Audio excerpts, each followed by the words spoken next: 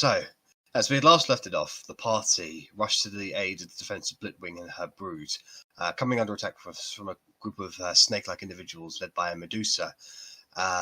Whilst having a minor fight inside their lair, there was some heavy activity in the main entrance that Reichstag himself uses. And rushing all the way up there, you came face to face with an old enemy, Vectra the Fast, who brought a small group with a mage and three chimeras. And as conflict began, Verity had an oopsie daisy and accidentally summoned a Garistro, an extremely powerful demon that's immediately laid waste to all around it. The party retreated inside the caves, leaving Vectra and the Garistro to duke it out one-on-one. The end result was a tie, with the Garistro summoning being undone after a minute, and him being taken back to his home plane of the Abyss. Vectra himself was reasonably hurt in the conflict, and realizing that his chimeras were dead and his mage was on the verge of death, retreated. So with that, Blitwing and her brood have been saved. They're going to begin the process of locating to another lair. And she declared yourselves all of you to be friends of the Silver Dragons. And she recommended you speak to Reichstag should you want to know the locations of other chromatic dragons, for if you befriended the Silver Dragons, more than likely you could befriend the gold, the brass, the copper, and the bronze. She also mentioned Ivortadrex, the only ancient silver dragon in the world, and Reichstag's father, who could also be an ally for yourselves. You guys have spent the night in her lair, and as such you have all long rested. And her children and herself are offering to take you anywhere within Windward. You'll find that travel on Dragon is a lot faster than any other known forms of travel. So, I believe you guys were discussing where you would like to go. We never decided. There. Yeah. Where's there? Yeah, down at the bottom of the forest. Got it. We're going there. Yeah, land there, and then we can make our way back to the forest and try and track down these other guys. Got it. We're going there to Mordor. But yeah, I think we wanted to go there, over the gorge, so beyond the gorge. Because we don't want any more mishaps with that. Okay. And not directly into the forest, because that would give away our position. I remember right. All right. Okay. So, when you decided your destinations, you all mount up on top of these Silver Dragon Wormlings, effectively serving each of you as almost as large as like small horses, effectively, but getting bigger all the time. Would anybody like to ride Blitwing herself? Nope. No, I'd rather ride a smaller one. She's mad at me, probably. Yeah, she hates me, so... No, you help save him. She's bigger. For it. I'm quite big. She's thick. Alright, so... Bellatrix will climb on top of Blitwing. She cranes her back a little as you climb on top. Just, ooh, sorry, I've not transported anyone in a while, especially not one of your stature. Ooh. Oh, I'm sorry, I am quite large. I'm just gonna, pet one of the scales. I'm not a dog. They feel nice, though. It does feel nice, but I'm not a dog. Mm. So, with that, they stretch their wings and in formation start flying out of the top formation where you fought with Vectra, over the top of the Ashen Mountains and onwards onto the horizon. And two things. The wind is intense and it's bloody cold. However, you are travelling at a speed that you have not travelled with before. Seems that on the ground and in brief moments of, combat, they are limited by their immediate surroundings. But once they get into an actual travel speed, dragons are very, very fast, much faster than any horses you could see. And before the day is even out, you already reached the outskirts of the forest that you were at roughly 3-4 days ago.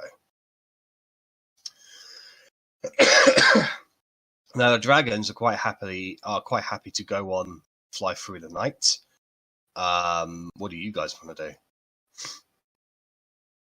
I'm happy to fly through the night. Well, I was going to say, you'd have to stay awake to hold on to them. Otherwise, if you fall asleep, there's a good chance you could just fall off of them. Oh no, it wasn't that. It was more just like, would we be deemed as having exerted ourselves? Yes, because you're fighting against sleep. So okay. you would effectively been awake for 24 hours at that point. So okay. I get the feeling we probably need to sleep. We can have a rest when we land, surely, because we're landing on the coast away from danger. And who doesn't want a nighttime ride in a dragon? That sounds amazing. Verity could catnap everyone when we land. Double catnap. Probably would. Also true. That's everyone rested within an hour, 2, sorry, because half the group. Yeah, 2 hours would work. So I suppose get to where we need to go, catnap when we land. Okay. All right. So can I get Constitution saving throws from everybody, please? Where an Arrabella falls from a dragon. Yep. Rennas falls to the ground. Boom. Squish. This will be the natural 1 from Korgrin because he can't roll a con save for his life. Close. Look, Rennas, way! He still beat me. High five. All right, high five, get it?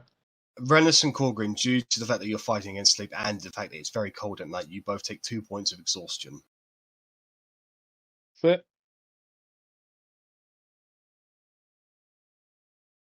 Far from ideal, but Verity is. The rest of you, Arri, you shiver a little bit, but you're able to resist it. Bella, you and Otti, you barely feel the cold. This is just insane. The fact that you're riding on dragons over the landscape. I mean, if you fell off, you'd probably fall for about 10 minutes before you hit the ground, and that in itself is insane. But looking down and looking beyond, I mean, at this elevation, you could even see the Snow Spire Mountains far, far to the north. And beyond that ever-swirling blizzard that is the hellscape of the Everwinter lands, which somewhere houses Jerichikai, which you cannot see from this distance. You can see the Ashen Mountains and some of the plains beyond that. Looking down at the plains overhead, plains beneath you, and the everlasting forest that you can see in front of you, where you know there is part jungle, part forest. Bella and Korgrin, your passive perceptions, you'd be able to pick up a few lights further to the north, but not as far as the Snow Spire Mountains. At this distance, relatively. If you can see the lights at this distance, it must be a relatively major settlement. You surmise it must be Mount Tokyo that you can see up here. Finally, we get a glimpse of it. Or rather, you guys do. Screw you guys. With that, you press on throughout the night.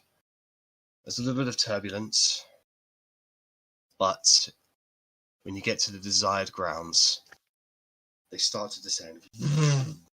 And before you hit the ground, the morning rays of the sun have already started to shine over the lands. And then just on the outskirts of the beach itself, you're actually entered a relatively flat land here, where there is there's not really any cliffs here. It's just like pure beach, a little bit of grassland and forest. And this particular area of wood probably hasn't seen much human presence in a long, long time. It looks overgrown and wild. No structures of any kind that you can see. And with that, you touch down and go. You dismount. The wormlings stretch their wings a little, and they sort of take a few minutes to rest a little. Blitwing helps you off Bellatrix, and she turns to the rest of you and she says, "I once again want to thank you all for saving me and my children. There are not many people in this world that would have done that for us. You are special. I like to think Yeah, we we only are. did what anyone would do. Well, But I'd like to face the wormling that carried me and just give a slight bow and just say that was one of the most exciting experiences of my life. Thank you. he bows before you. He, unfortunately, this particular one only speaks in Draconic. He hasn't learned Common. I figured, but the sentiment's still there. That's very nice of you. Well done for saying that. He says he was happy to be of assistance. Thank you very much, Blitwing. All right, now scooch on, go on. Try and find something to food now, children. Find something to eat before we go off again. And you see the dragons immediately rush on over to the waters and dive into it. Probably about a minute later, you just see these pools of fish bodies just being to the surface, half eaten, half chewed, and even a couple of whale, not shark bodies with massive bites torn out of them and then bleeding profusely. And you realise even as wormlings, dragons can be pretty dangerous creatures. Can I just say to Rennas, he actually said that for an elf you're pretty fat? No, Blitwing told me what he said. I trust Blitwing. And then You I go just ahead. start self-consciously looking down at my stomach and going, oh, yeah. As Korgrin dismounts, he'll just clamber all over the ground, just hug the floor, just... Dwarves weren't meant to fly. Dwarves weren't meant to fly. But you're so small and easy to lift. Your prediction kind of came true, though. Floated up into the sky, just with the assistance of a dragon this time. That's flying. You've never seen someone float. You've never seen someone leave the ground, alright? I have. Verity does it all the fucking time. No, just up and gone. No control. Different. Very different. Terrifying.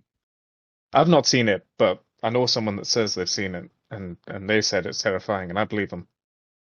He's telling the truth. I was suspicious, but I checked him out last time, and last week, he's definitely telling the truth. Cool. See? Anyway, I'm gonna nap because that was fucking shite. So you That was amazing. You want Verity to cast catnap on people, is that right? Yes, please. Yeah, we'll probably do it in two Yeah. groups, because one of us will take watch while the other group sleep, and then vice versa. All right. So she'll cast catnap twice.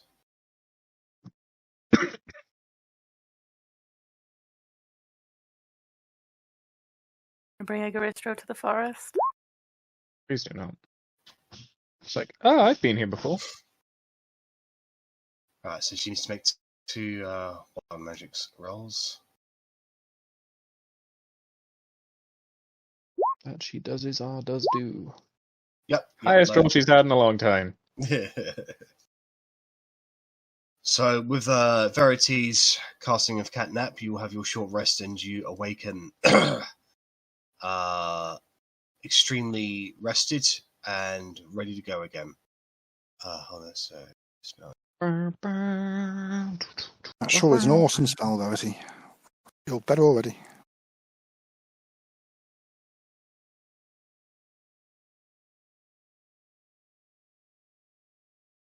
So target full unconscious for the spell duration, which is 10 minutes. Minutes of short rest. So that means Rennas and Korgrin, you guys will still have your points of exhaustion. I thought it was a long rest. Verity's been playing it as long rest. She definitely has. It says short rest. Yeah. Okie doke. Wouldn't have flown if it was going to be a. Wouldn't have made the suggestion if it was going to be. Well, I mean, rest. we can still have a proper rest here. Yeah, it says the target gains a benefit for short rest, and it can't be affected by the spell again if it finishes a long rest. Because usually a short rest is an hour, Yeah. but you can get a short rest done in 10 minutes. So I think she's been misreading that spell, and we're going to remember that. Sorry, Verity. If you watch your session back, we're sorry. Shall we just So yeah, long rest I then? guess. Yeah, I guess a long rest is normal. Okay. So where would you guys like to camp? Would you like to camp on the plains, on the beach again, or in the forest nearby? I mean, I'd definitely vote for beach. Because when's the next time we're going to be able to go on a beach? Who knows? Just want sand boobs again. I mean, not really. They were very pretty. Oh, And according to that word, I'm getting my own boobs now.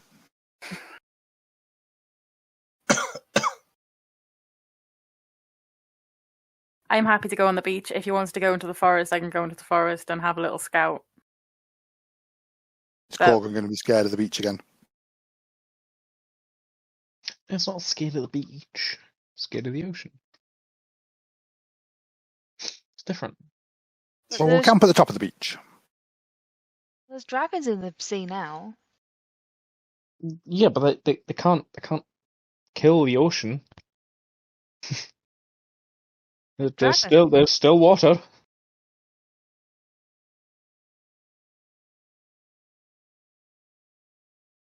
I vote beach.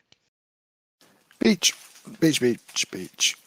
I'll happily have first watch, Okay. even though I'm exhausted, so that's a terrible idea, but hey. Yes, it is. Because it didn't occur to me till after I said it. Oh well. Okay.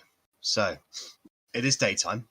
So, you guys effectively have a nap on the beach during the daytime, or a long sleep on the beach.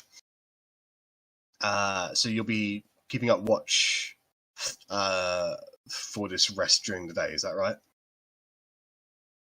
Yeah, we'll make sure Yeah. that there's at least two of us on watch at all one time. Okay. Alright, so if you're going to take first watch, Rennas, can I get a perception check at disadvantage from you, please? 11. Okay. What? So, That's not working. That should be a minimum of 14. I've got proficiency in perception. I have a -1 to my wisdom and then a +5 on proficiency, which is why it's a +4. alright, well, it's 14 now. Obviously, that doesn't work with disadvantage. I've never noticed that before. Thank you. Sorry. Okay. So, the rest of you clamber onto the beach. Korgrin, less enthusiastically so. You get out your gear, your bedrolls, and you effectively sunbathe to sleep. It's a nice, sunny, clear day today. The Rennas, Blitwing and her wormlings will say one by after about an hour or so, after they've had their fill and their rest, and then they take to the skies again and fly off towards the directions of the Ashen Mountains. And you watch them go. For a while. Yep, I'll happily stare at them, watch them disappear into the sun or the sky. A few more hours passed. Seems to be a relatively quiet shift. You can see the seagulls overhead. They're getting suspiciously closer. If one of them poops on me, I will shoot it. Well, it's just because you guys have got food in the form of rations and such. So, yeah, the seagulls are circling, but they're not getting any closer than about 40 or 50 feet. I do not feed the seagulls. Okay. However, your shift is relatively quiet and comes to an end. So you go to wake up the second person. Which is... Probably me and Wait a Bella. second. Yeah. Okie doke. Yeah. I'll give you a shake. Yeah, tired. Go sleepies now. All quiet. Blitwing's gone. Night. He's gone. So Bella and Otti, you awake on a sunny day on the beach in an unknown part of Wind. So anything you guys like to role play? I want to make sandcastle. I didn't get to Sure. go to the beach last time. I mean, technically I did, but sandcastle. Sure. Go ahead and make just make a general dexterity check, please. Okay. Oops.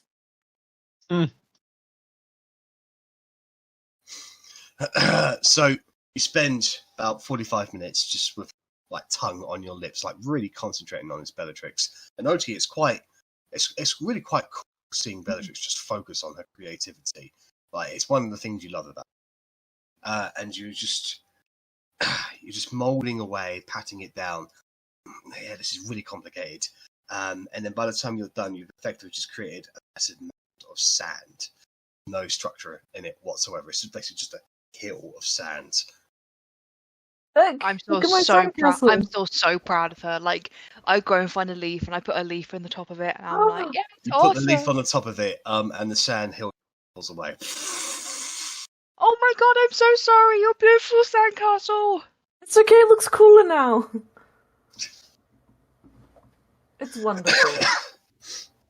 Collaborative work. Anyway, either one of you can perception at advantage, or you can both roll perception checks. No choice. Shall I roll at advantage? If you want to, I have advantage anyway Oh, damn. with the shield. Well, then we might as well both roll. Cool. No, that's the wrong mouse. Ow, fuck. Mm. Well, I'm not beating that, am I? I might not be able to build sandcastles, but I can see. I'm so glad for that. You can see where each individual grain of sand has gone. I mean, you got fucking close, Otti. Don't get me wrong. Both 19s, I think. All right. So, you are keenly aware of most things around you, and those seagulls are getting ever so closer. Like now, they're within 30 feet or so. Seem to be coming more towards Arri. I would Shit, just. I'm allergic. It's man, they fucking get me. Ugh. I'd go and like sit on the other side and like shoo them away, and just go and sit next to Harry to try and scare them off. They fly away, pissed off. They try a few more times, and you have to keep them waiting around for occasion. Swing the alarm at them, just throw rocks. Make an attack roll. Oh, shit. Gonna fucking kill a seagull. Or hit Arri. Yeah, It's gonna be the that's seagull. I'm sorry. I get the feeling the AC of a seagull is like 12 maximum. That's being very generous. That's it. Roll damage. You Oh, kill the seagull. damn. You're having Alright. seagull for dinner, boys. Okay, so you throw a rock from it. It goes Oh. straight for the body of one seagull and cracks the head open of another, and they both die down. And you've literally killed two birds with one stone. Yeah! No. No. The rest get the message and fly away. Savage. Otti, unfortunately, because you were quite close, you got a little bit of bird gut on your armor. Oh, for fuck's sake! Ah, Bella, that was awesome! Yeah! Yeah! Fucking- bird gizzard for the wizard. However, your shift comes and goes without any more issues. Who would you like to go wake up for the third watch? You can wake me up if you'd like. We will. Wakey, Yeah. wakey. The dwarf has 2 points of exhaustion, and it seems like I'm seagull dinner, apparently. So, I killed these seagulls. We could cook them if you want to eat them. cool. I'll spend my watch defeathering them. Nice. They are feathy and plumpy, so yeah, not an issue at all. So okay, you can go ahead and roll a perception check for me, please, Arri.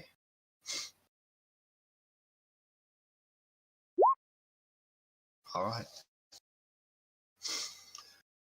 As your shift goes on and you keep on defeathering these seagulls, you do notice one particular thing out on the plains, actually. Appears to be a hulking, pot-bellied man thing. It's like he's hundreds of feet away, but he's so tall that you can just sort of see him. You can probably identify him as a hill giant, actually. He doesn't seem to have noticed you. He's going on his distance and he's dragging something behind him, but you can't see what it is.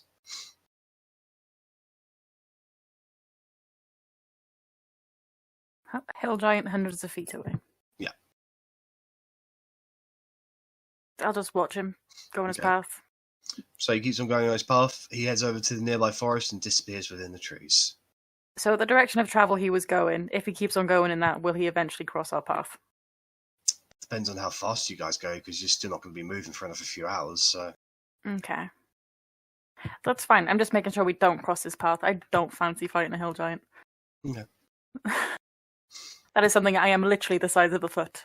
So All right. So a few more hours pass, and now the sun begins to set, and you have all completed your long rests. Are we having roasted sky rat for breakfast? Technically, kind of. I've So, just woken up as breakfast. Rennas and Korgrin, you guys are no longer exhausted. Phew. yeah, so I'll have got a fire going in my last bit of watch and seen if Korgrin wants to cook some sky rat. What's a scout at? Doesn't sound particularly nourishing, or I'll just With hold your- up these de-feathered Ooh. lumps with feet still on and their beaks. With no. your recently acquired culinary skills, Korgrin, you probably know that they're probably not. It's probably not clean meat. You might have to purify it. Yeah, I mean, we could just have the rations, I guess. you might, jippy tummy, like, blah, yeah, I wouldn't. Disease carrying nasty little bastards. It's not going to help me hide at all. I'll be like, hidden behind a tree and everyone knows who I am. And not only have you given away your position, you've also probably shot yourself. Exactly. Oh, and I only own one pair of pants, so that'll be a problem. Oh, priest when outfit, do you but- wash? Well, if you're not going to cook them, I'm still going to use them, and I'll basically gut them, chop them up, and yeah, I'll keep it for like traps and shit. Okay. Just give them an expiration date of 5 days. I'm literally going to use them through the forest to get other game, Okay. like yeah, in my little foraging things. No So worries at all. So literally just flavour. So okay. So the evening is upon you. What would you guys like to do from here? Off to see a hobgoblin. Yeah. Head slightly north and look out for hobgoblin, I guess. just so you guys are aware, I did see a hill giant go into the forest. He was dragging something behind him. He didn't see me or us, but there's a chance that there's more for a start, and that we might cross paths. So can't remember if any of you talk giant. Could be a friend, could be a foe. I definitely don't. Do we know if this? When I was in the weird cane state, I don't really know what to call it. Kind of mentally linked with his staff and ghost, and kind of a weird experience. I learned a few things, and giant was one of them. Thought then maybe we can make more friends. Maybe. Do we know if the Alzon had giants working with him? I know he had a lot of different. He had Beastie ogres, from okay. what we were told. Hobgoblin warring with ogres, goblins, bugbears, liable to kill the weak and liable to backstab the strong. So, if there's a single hill giant about, it's kind of just take it down with numbers and force it to work with them, makes sense. Or we convince it to join our ever-growing army. I mean, that's the plan, really, when you think about it. Everything we see. Join our army! Join our army! Okay, so head north and try and look out for some tracks of what looks like might be leading to a big camp. All right then. They must be sending patrols and stuff out, I would have thought. Okay. So ping me a location where in the world that you want to go to, and then when you get there, you can do survival checks to check that immediate area for several miles around.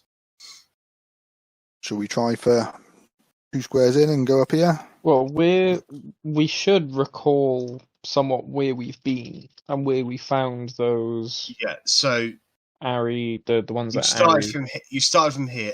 Oh. Let me get the thing up. So you started from here, immediately made your way down here, and then from there that way. That was your route. And you first became aware of Alzon here. Here. So I stand by my initial thing of that's like roughly halfway. I'd say And then we there more than anything. Kind of the corner point-ish. Okay, well, if we go up here then, and then we can, if there's nothing there, we can head north from there. Then we can look around. I'm up for that. My Gives us an suggestion idea is then we'll of... go where we know they were and then follow tracks from there. 'Cause Yeah. if the party's that big, like, Okay. no matter how good you are, there's going to be tracks. It'll take you a couple of days at a fast pace to get there. 3 days at a regular. We were only going to there. No, I mean in the original. Well, in what if? Yeah, that cave That's back where Arri. we've done before. Okay. Ah, gotcha. Okay. Yeah, we'll go for the one screw up plan, and we'll hike through, and we'll just. All right. We'll So take you're Check heading, as we Okay. go, So basically. Check so as you're we heading go. for that square there. Is that right? Yeah, that's right. All right. What pace would you like to go at? It's I reckon normal. night. Is it night now? It is nights. Yes. Yeah, I don't see why not normal. Okay. Do we want to be stealthed at all? I'm happy to go 30, 40 feet in front of everyone and try and stealth out and just scout, and that way hopefully give us advance warning if we do go into anything. I mean, how do you if we're going to be doing this a couple times, do you want to pass without a trace? Like we can do. I honestly don't mind. Just a reminder that the second we're in the forest, we're back in a favoured terrain of mine again. So pass without a trace in less than an hour, though, and I get the impression we're going to be hiking through this forest for a while longer. Fair. Then we can move, conscientiously, and then if we do encounter something, we can always stealth then. When we come across the tracks, for example. All right then. Yeah, never know. Making noise may actually be beneficial to us. Clang, clang, clang. Looking for Alzon. Mm-hmm. Right. Can I get a perception check from Korgrin, please, as he's taking point? And can I get a perception check from whoever's taking rear guard? Probably going to be me because Ding. I see leaves. I see them with my eyes. My dwarvish Some I see eyes. trees are green. Red roses too. All right. Skies are blue. Mm-hmm.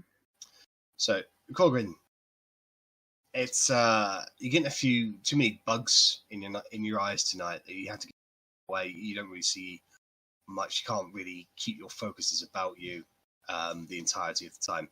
Otti, you're keenly aware of behind you the path you've gone, and you're quite confident nothing's following you. As you progress onwards throughout the night.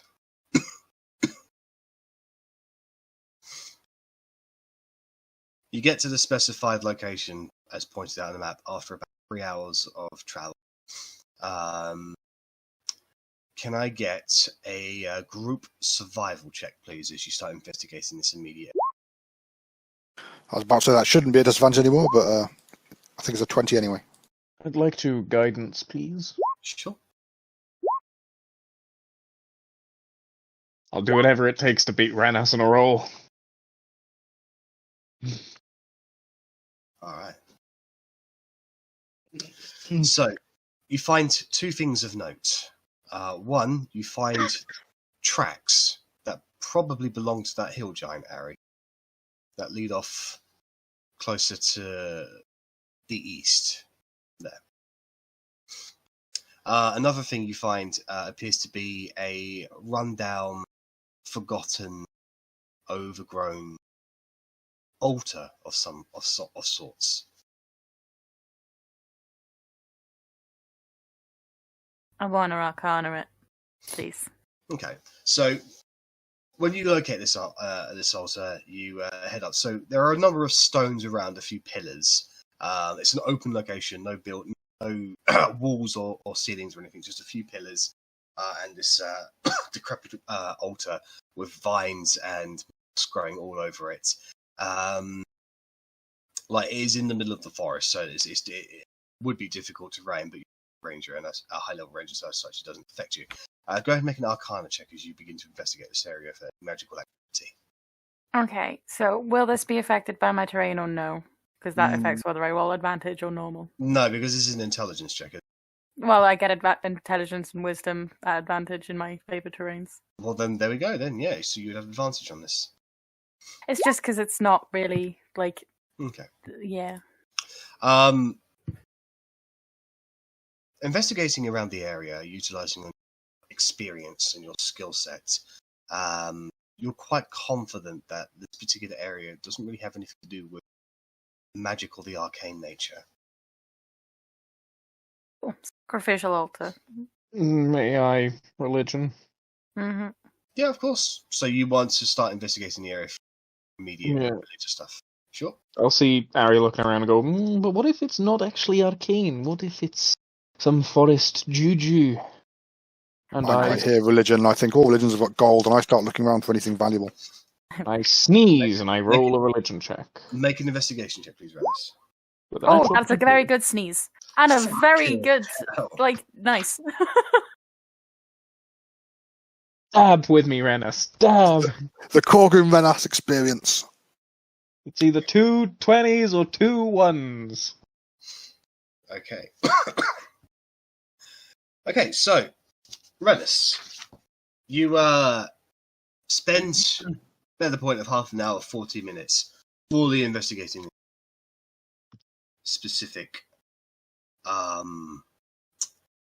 like sigils, signs, even like ancient artwork or writing. And you do find something at the base of the altar. Just you have to clear away the moss and the ivy to get to it.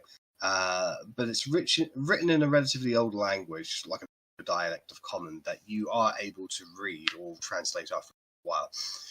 This appears to be a shrine to the goddess of nature, Beori. Long forgotten. Ooh.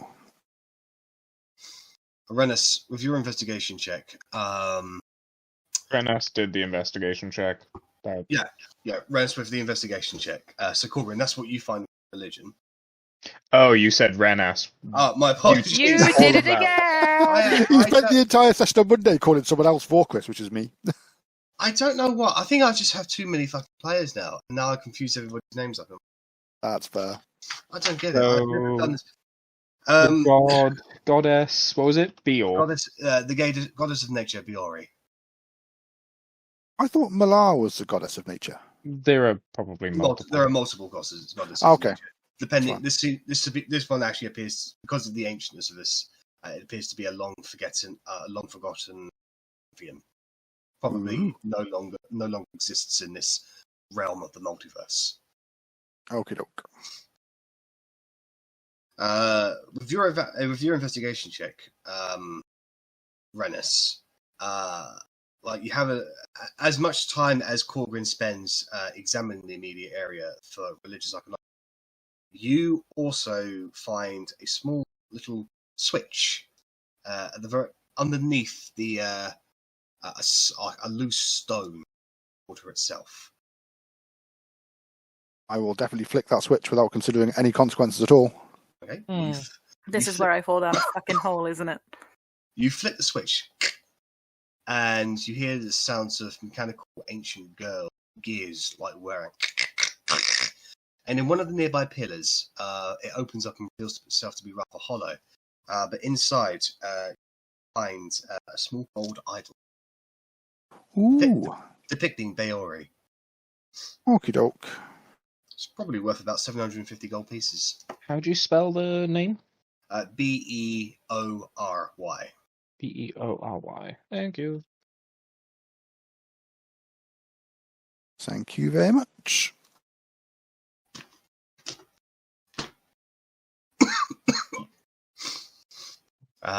But with that, the immediate area, you do not find any signs of goblinoid activity in this area.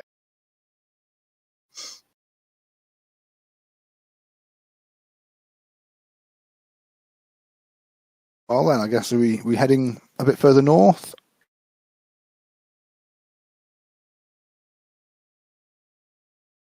Okay. Which where you'd like to go to? Well, if we encountered the hobgoblins while we were resting to the west, wouldn't it just be best to go to the west? rather than north. Well, you located the goblins here, like the Did we? outskirts. I of thought. Bellatrix. Oh, that's fair enough. I thought they were like over there. That's No, fair. I'll no. go north then. Go north. Which way do the hill giant tracks go? East. East. That way. East. That's west. Yeah, that was west. I always get those first out. Yeah. No, I always east, get east and that west way. mixed up, to be fair. I don't know why. I said west. Yeah, north, please. Sure. Oh, east? I thought you said west. Can I get perception check from point and rear guard again, please?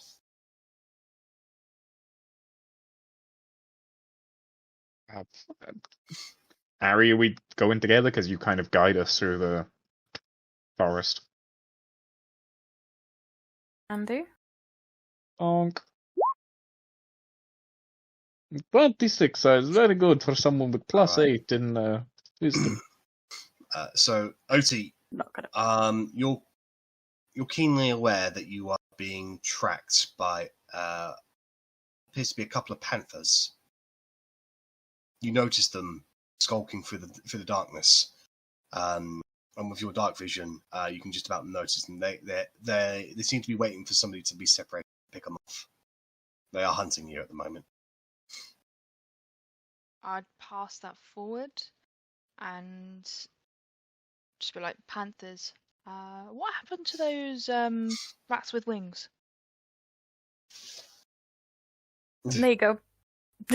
I'm guessing it's just one breast, one bird, Yeah. and I throw it back.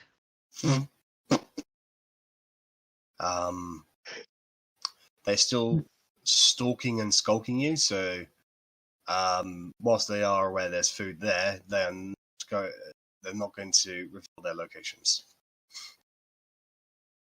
Okay. Yeah, it was more of a case of it, more of a distraction so that we can get away. If they're not going to bother us when we move away, then I'll be like, it's fine. Okay. So, as you guys will be moving in as a group for the next couple of hours, they will continue to hunt you in that time. They will always...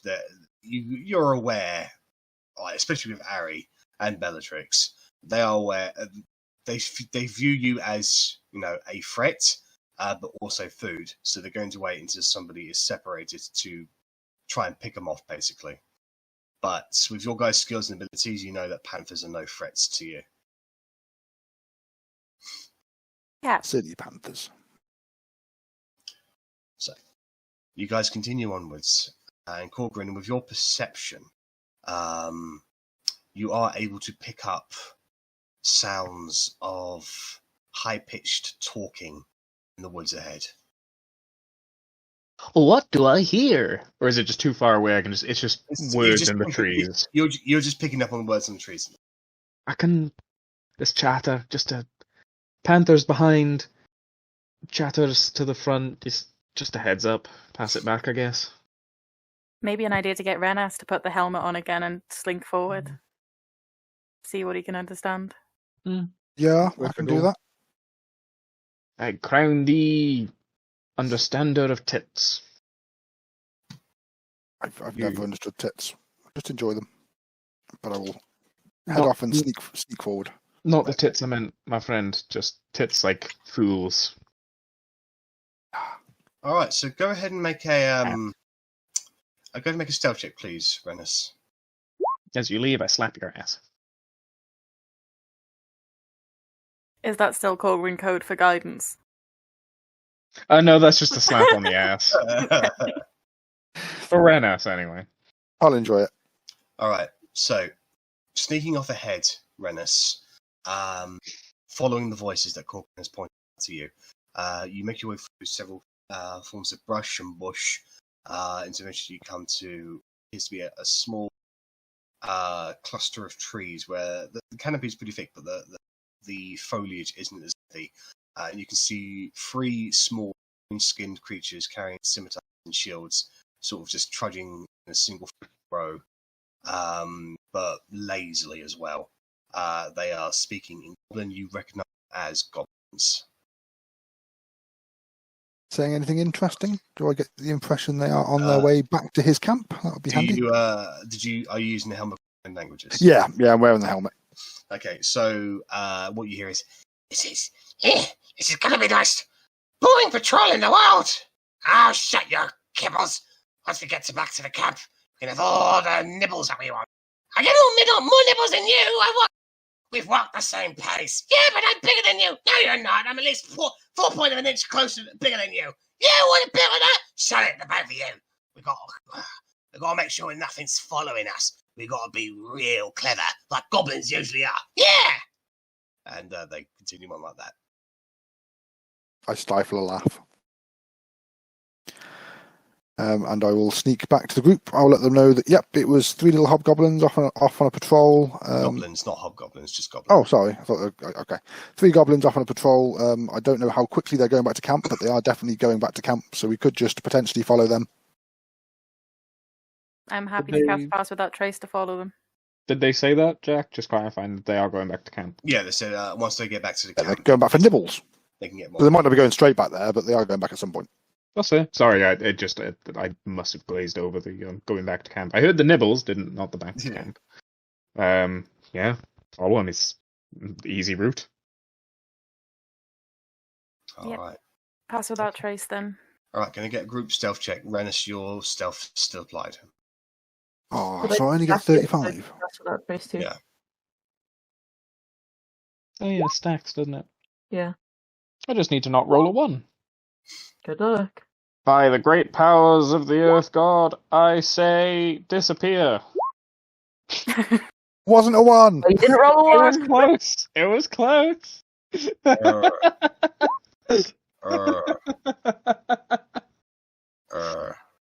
Alright, let's have a look, see here. But he's almost as stealthy as me. At least it's a 22 because it's stacked, so that's something. Well, no, it's a survival 22 and then a stealth 21, but a crit. No, Korgrin she's talking about. Because, Bella's cast Pass Without Trace as well. So I'm at 45, you're at 41. 37. Wow. We are like shadows. We are the night. So you're not very good at making sure trouble doesn't happen, but you're very good at getting away from trouble once it happens. Yes. What else? Years of practice.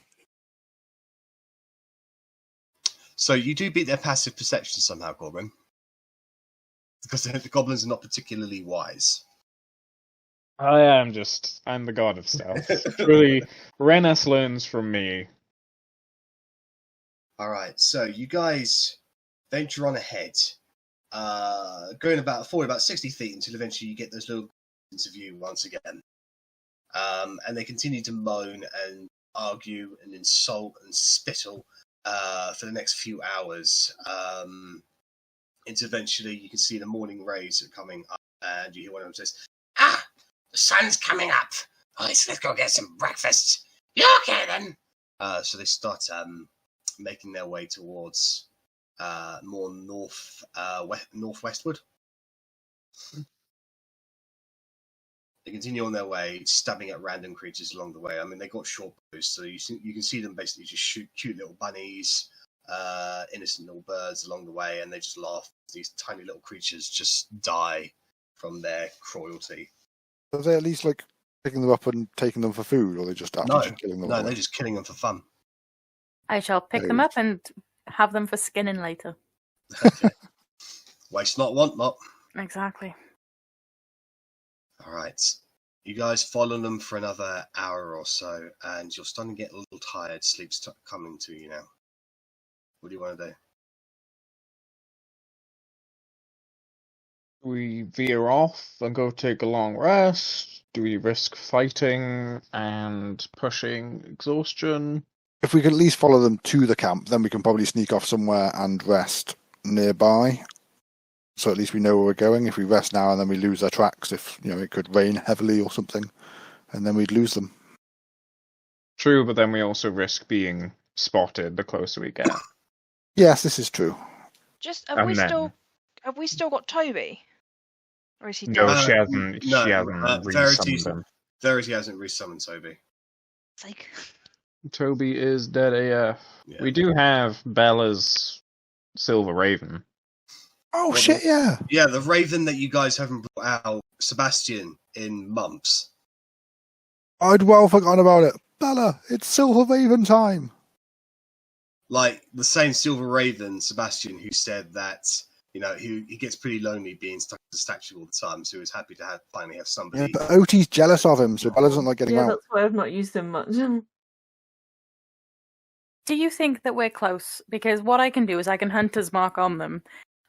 If I cast at a 3rd level, I can maintain concentration on it for up to 8 hours. I don't think they're that far away, but then when they stop, I can remember where they've stopped with my keen mind, and then we can go to where they stopped with my Hunter's Mark, if that makes any sense. Yeah. No, that sounds like an awesome plan. So Double yeah, I'll up. Hunter's Mark level 2, and then I will stay awake until Level 2 or level 3? level 3. No, level 2, second level, blah. It's normally at 1st level. Yes. But, shit. Spell slot of 3rd or 4th level, you can maintain your concentration for up to 8 hours, and 5th or higher. It can only last for an hour, because I don't have level 3 spells. Okay. Hopefully they're within an hour, but even then, I'll remember where they went. Yeah, we can remember the direction they're going. I think they're going straight back to camp now, so Yeah. there'll be a roughly straight line. Yeah, Do so that and we dip. if it's more than an hour, hopefully I'll be able to pick up any tracks, or it'll be close enough that we can hear or smell it. Are the panthers still following us? Yes, they are. Well, Well, I'll they take... seemed, with your possession, actually, Otti, they seemed to have the scent of the goblins and realise that they're easier prey than you guys. So you get the feeling they are kind of darting around you to track the goblins instead. I'll shimmy up a tree and cover us for first watch, just in case they do decide to come and visit us. Wouldn't it? This is going to sound cruel, but wouldn't it be best for Arri to stay up for first watch, because she's going to need to concentrate on Hunter's Mark? I mean, we could both stay up. There's 6 of us, 5 of us. Yeah, that's fair. You guys have suddenly become nocturnal then. Apparently. Hanging out with Rennas dragons often was. does this to you. Yeah, fair one. You spend too much time in Dragon's Cave, you've got no sense of when daylight ends. You'll do well in dwarven cities, my friend. I've heard there's lots of gold down there. I wouldn't advise it. They'll chop off your hands. Only if they catch me. Dwarves come up with the most ingenious ways to fish for you. They'll leave little fake gold coins in with the real. They'll leave like dummy real gold coins and then fake gold coins. And the fake gold coins are actually hollow, but you don't know that until you go to spend them, and then well, you get your hands chopped off.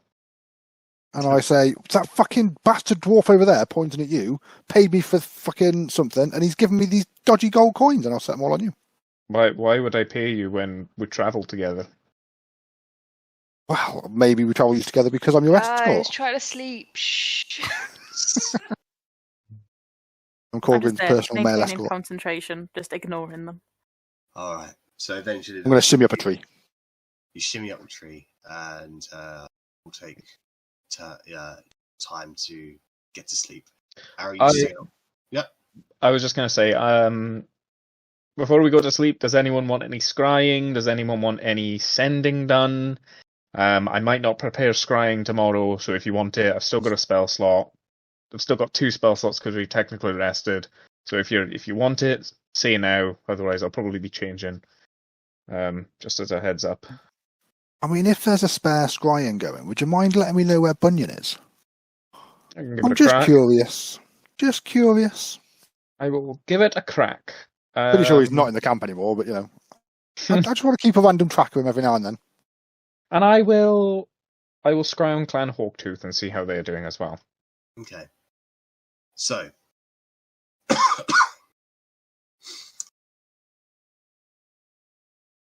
This is for Clan Hawktooth.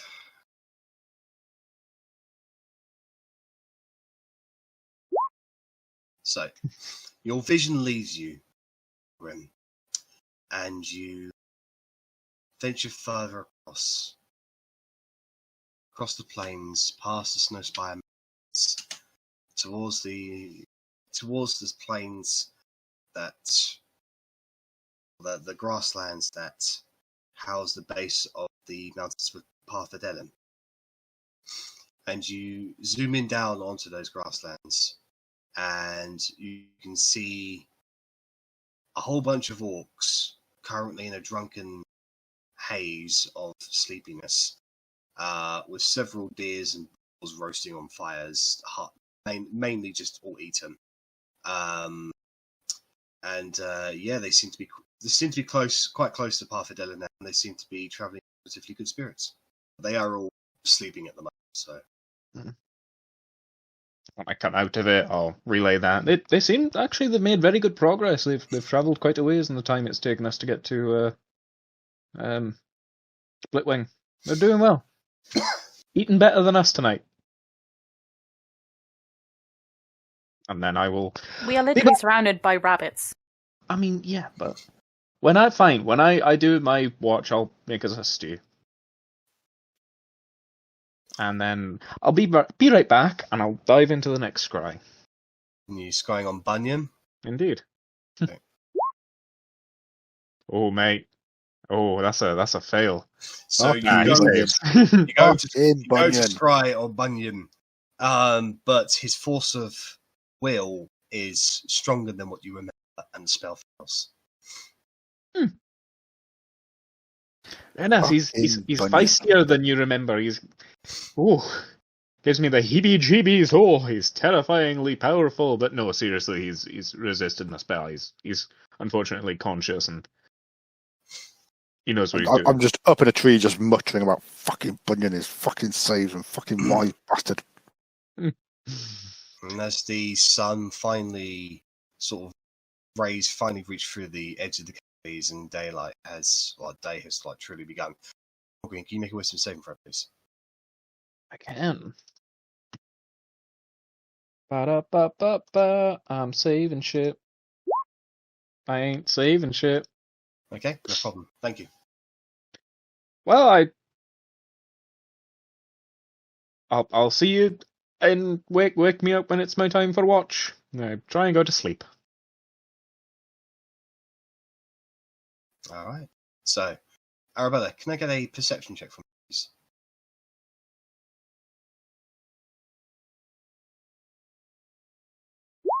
Oh, perceptive. We're doing well. Technically, I am not watching because I am concentrating. Yes. So, but you are also the only one up aside from Verity, who's. I thought No, I'm awake. Yeah, I'm awake. You're I'm up a tree. Oh, I thought you were I sleeping. went up a tree. No, sorry, I was watching for panthers. Oh, right. Can I get a perception check from you, please? Yes. Yeah. On the ground, doing a weird little pose, concentrating on my hunter's mark. So, Rennas, you're keenly aware that those panthers have left the immediate vicinity and started off in the direction of where those goblins. I relax a little bit. Okay. About 20 minutes past, Arrabella, and the concentration in your spell ends. Ah. Are they still moving? It hasn't been a full hour yet. But my Oh wait, no. So you concentrate. So, right, this is one of those weird things where So where the target you are focusing on stopped. Okie doke. kind of what I was expecting, to be fair. I was expecting them to reach the camp and stop. But there's every possibility that if it just stopped, they did. You can still maintain the spell. You're just aware that your target has just stopped. Okay, well, I'll maintain concentration until the spell ends anyway, just in case they start moving again. All right. So, about 10 minutes pass, and it does start to move again. Very slowly in an opposite direction. Think. Yeah, we know. Did they get eaten by the panthers? Yep. Not that I know I'm sleeping, but Zach says they've been fucking eaten. Yeah. See, Or they're being dragged behind a hill giant. See, the spell doesn't say what happens if you maintain concentration on it. It has dropped to 0 hit points. Well, when they die, that's when Arri gets to pick another target for free, doesn't Yeah. it? But yeah, I suppose Yeah. it doesn't confirm that it definitely disappears. Yeah, a bonus action on a subsequent turn of yours to creature, which means it doesn't have to be the next turn; it can be any turn after. So it's one of those weird things that unfortunately is left up to the DM's interpretation. So I'm going to say, the target, the hunter's mark, starts moving very slowly in an opposite direction. Yeah, damn it. Oh well.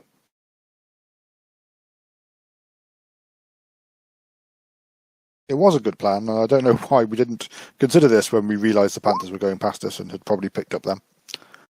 Like we did, to be fair. Like I wouldn't. Like I'm still gonna say, let's go to the point where it stopped. Yeah. And just carry on heading in the direction they were heading. Yeah, and as far as Arrabella is concerned, it's with the hill giants because panthers don't tend to drag their food; they tend to eat it Yeah, but that's and tear it to bits. Which part is my hunter's mark on? The most whole part, I'd say. And they wouldn't take an entire body. Like goblins aren't small. goblins are small. Like they're not like teeny tiny though. They are as tall as you are. Yeah, exactly. They're not small. Okay. Someone's dealing with a Napoleon complex. I get it. Well, yeah, obviously. Why do you think she's got this attitude?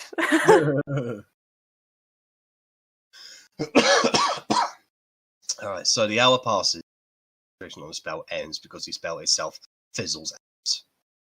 I'll shout out to Rennas then, see if he's cool for me to go to sleep. Yeah, is this tree I'm in relatively comfortable? Yeah, I mean, it's got a little knob in the wrong place, but sure. Yeah, there we go. I'll enjoy that too, and I'll sleep in the tree. Righto. So you sleep in the tree with a tiny little back. I mean, beds are better, but you make do in the wilderness. All right. So, can I, with your perception, Rennas, if anything does happen tonight, you're not aware of it. Okie doke. Who's going to be taking second watch? We'll take the second watch. Can I get one of you? One of you can roll perception at advantage. Both of you can roll perception. Your choice. It's Might as both. well just we both do it again, yeah.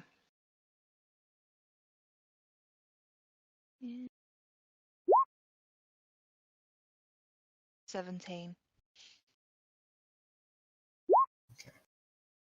23. Okay, so Bellatrix, are you sleeping up in the tree or on the grounds? Or sorry, were you keeping watch up in the tree or on Bellatrix?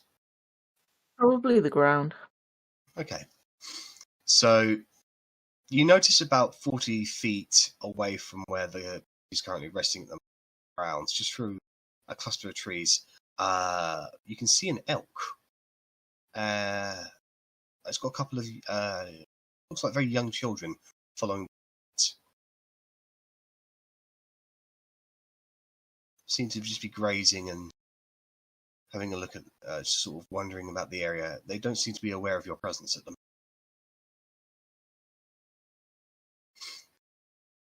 Anything you like to Keep do? an eye on them. Okay.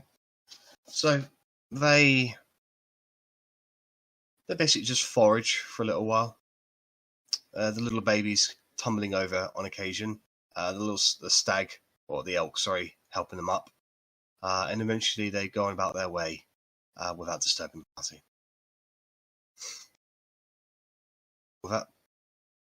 Beyond that, nothing else happens on your shift. Who will be taking the third and final watch? Sorry, Otti? Can I teach Bella some orcish words, such as hi? Sorry? Yeah, go ahead. Oh, I apologise. What words do you want to teach her? Just like, hello, my love, and, you're so cute, and just like squish her face in the process. All right. Bellatrix, make an intelligence check, please. Oh, I'm not smart. So I thought I'd just start off with some words, see if she can pick them up. You remember hello? It's Hello.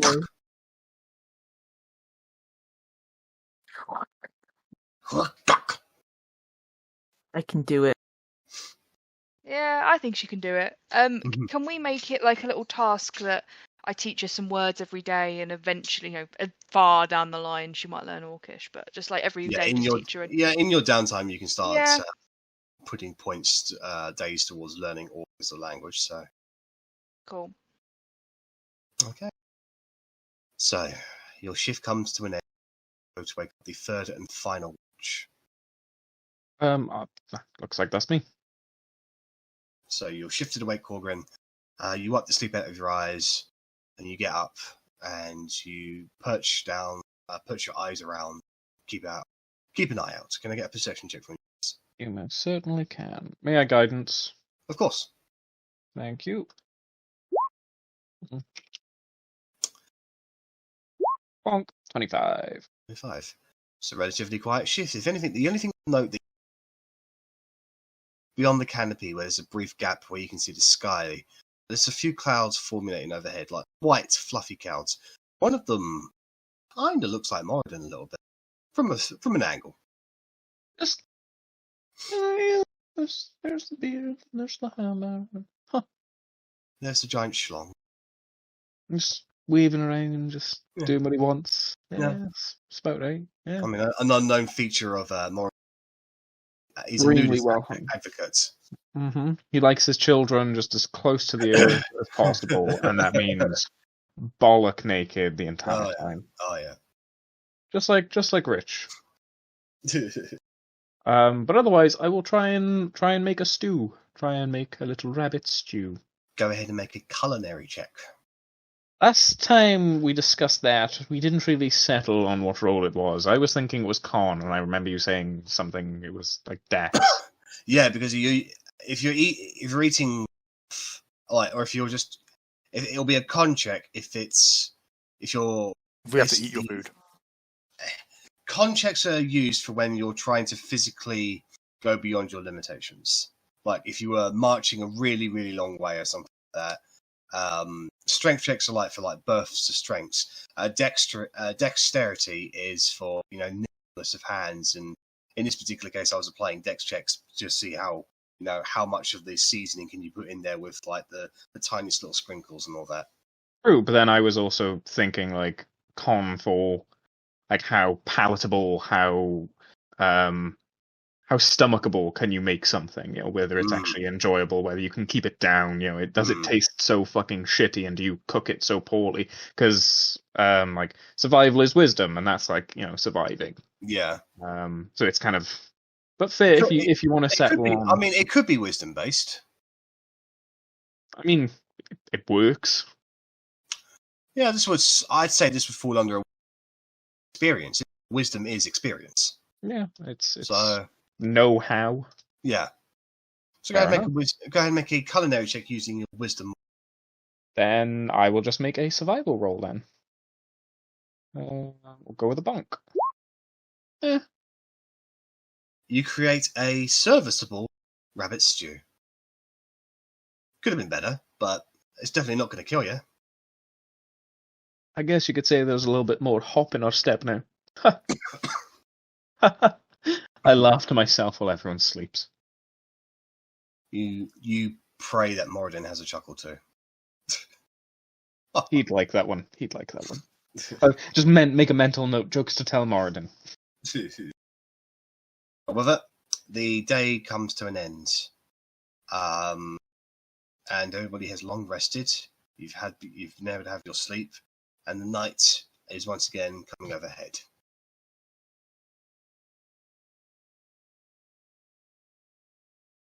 When it's time to wake everyone at the end of the long rest, I'll just give them a little bit of stew.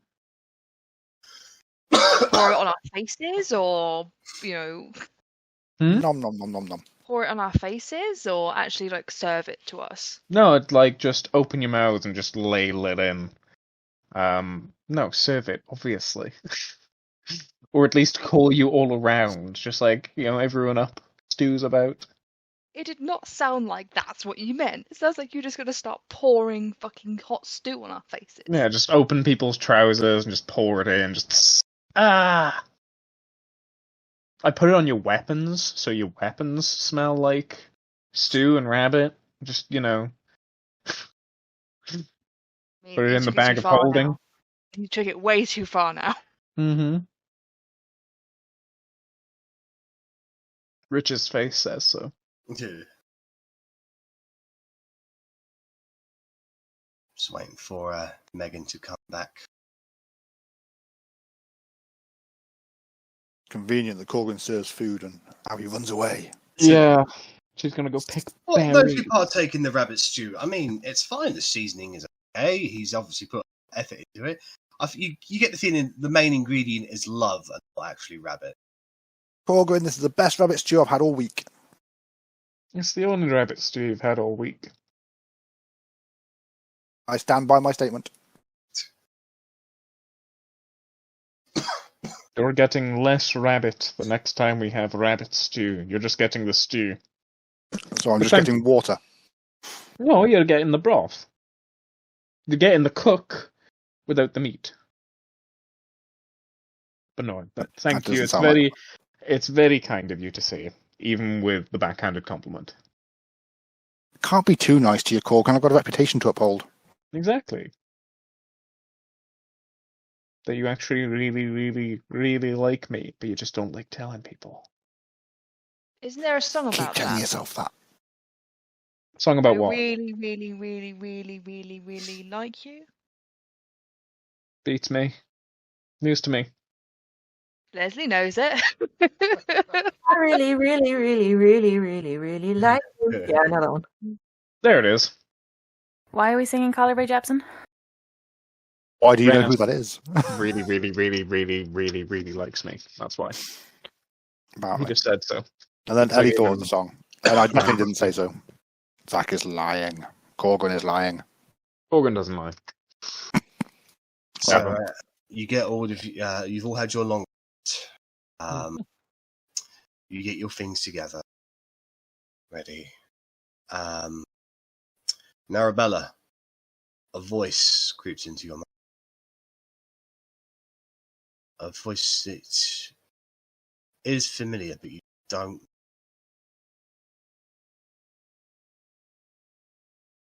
Can't hear you, Jack. Harry,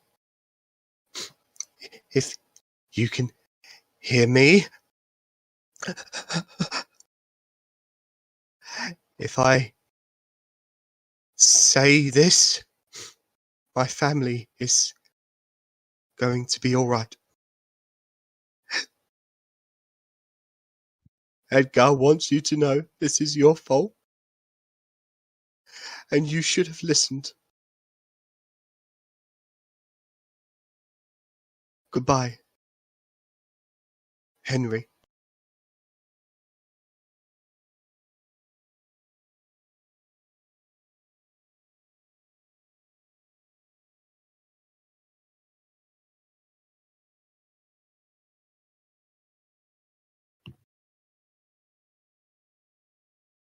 I'll stand up.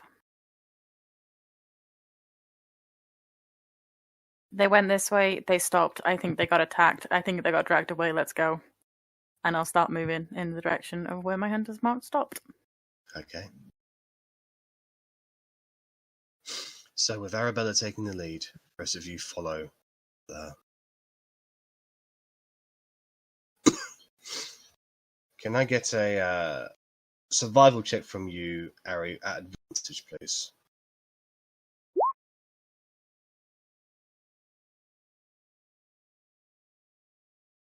A 3 and a 4. Some good rolls. Oh, I roll good. Alright, so you make your way into the general direction that you believed where they stopped. We end up back at the beach. Following the tracks that you know them to be, that they made, you get to a specific area. And the tracks seem to die away a little.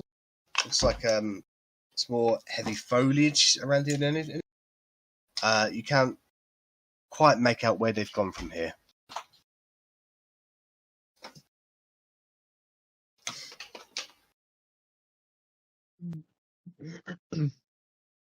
Are they heading in a straightish direction beforehand? Zigzaggy at best. Shall we all take a little look around if we've come across this little opening and we're not 100%? Do you want to make a group survival check then? Packing is not my strong suit, but I'll give it a go. I'll assume Apparently it is one my still strong suit. stands. Yeah. I will guidance again. Thing is, I can't say that I'm going to do it after the roll because it literally stipulates we've got to do it before the roll. So Yeah. I can roll good and then go like, oh, I guess I don't need to anymore. But then I still said it, so why the fuck not? Okay. From Verity as well. There's her survival. 8. Okay. So, it takes you the better part of an hour. But eventually you do find their tracks again, and you're able to follow them to a point. So eventually you get to this kind of a little bit of a rocky / tree area. And it looks like there was a fight here recently. You can see a few splashes of greenish like blood and a few discarded weapons about.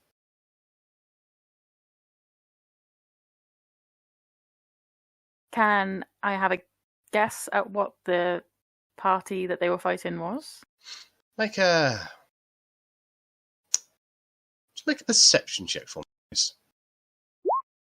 Oops, did not mean to still be advantage. Oh, well, 20 20's fine. anyway. Okay, so it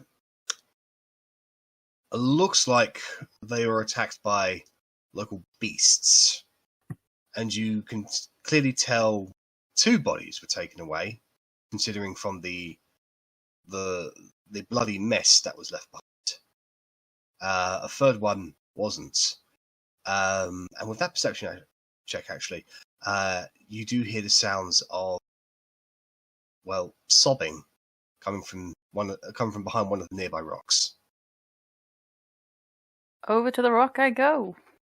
Okay, so you make your way over to the rock, make your way around it, and there's a minor little incline into the rock itself.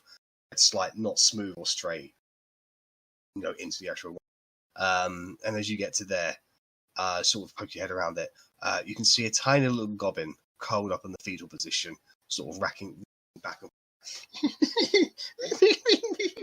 he's got his eyes closed shut. Looks like he's wet himself. I'll poke him with my foot. He backs away, like, very fearfully. He scrambles up, looks around anywhere, realizes he dropped, and he's like, Alzon's expecting us. Take us to your camp. We're not planning to kill you.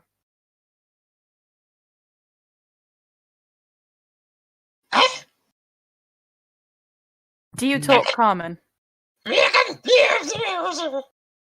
Does anybody speak bloody goblin? You're still wearing the helm of comprehend language. That means so I can understand him. I can't speak to him. No, can't speak it. Nope. So, he's saying some words to you, Arri, and you don't know what he's saying. Is Rennas close enough to hear me talk to him? Yeah, the rest of them saw Arri skulk off behind a rock, so it's up to you guys wherever you want to fall.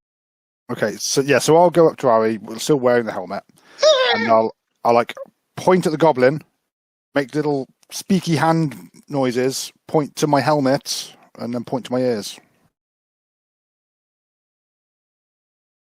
So, with the comprehend languages, he's quiet for a few moments. Eventually, he says something in Goblin, understand them, and say, I don't have anything on me, please don't kill me!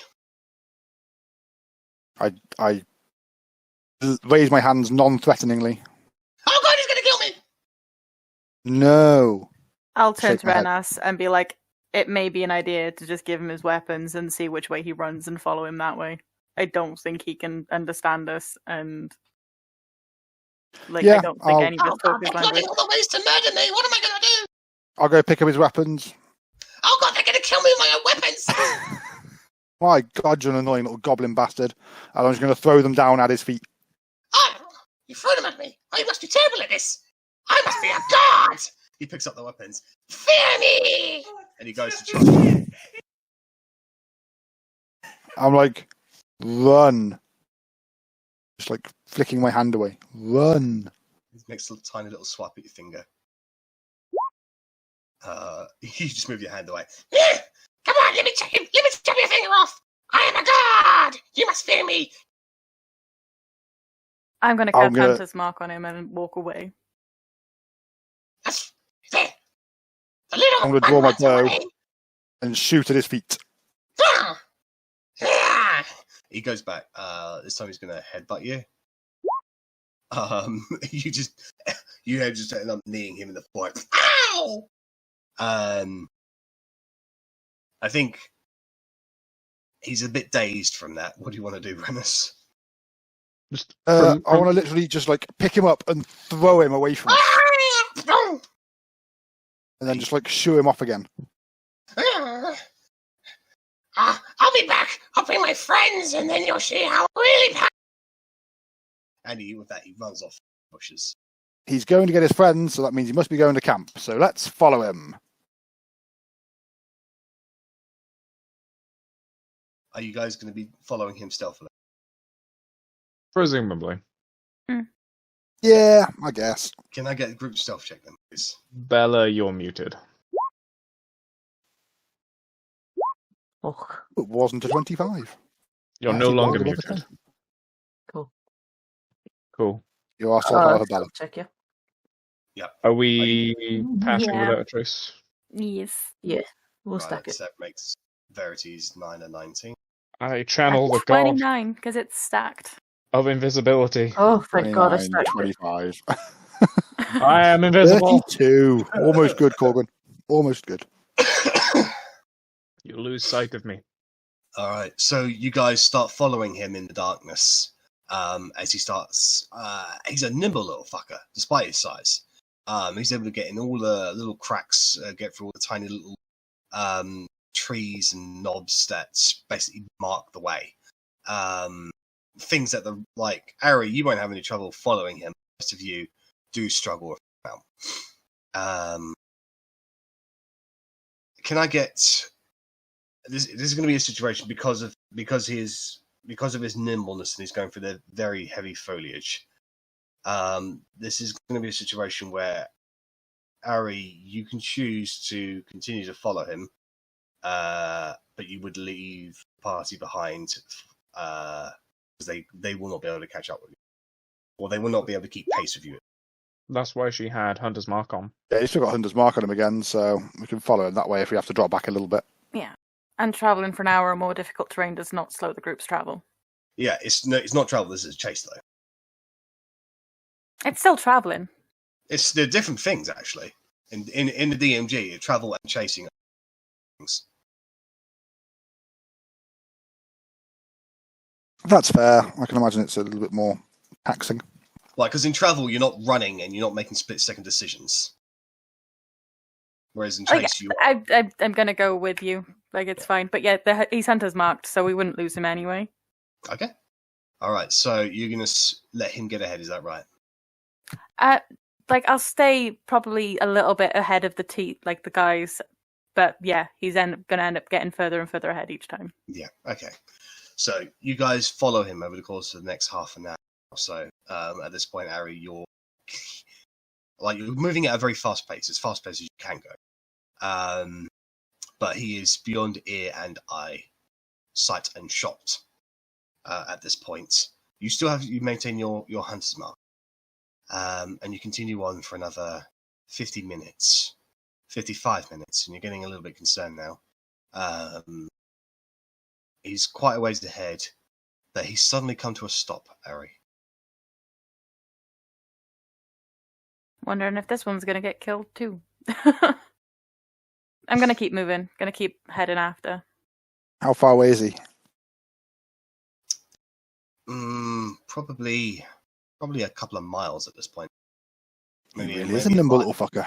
Maybe a mile, because he was going real fast. Okie doke. Goblins are fast.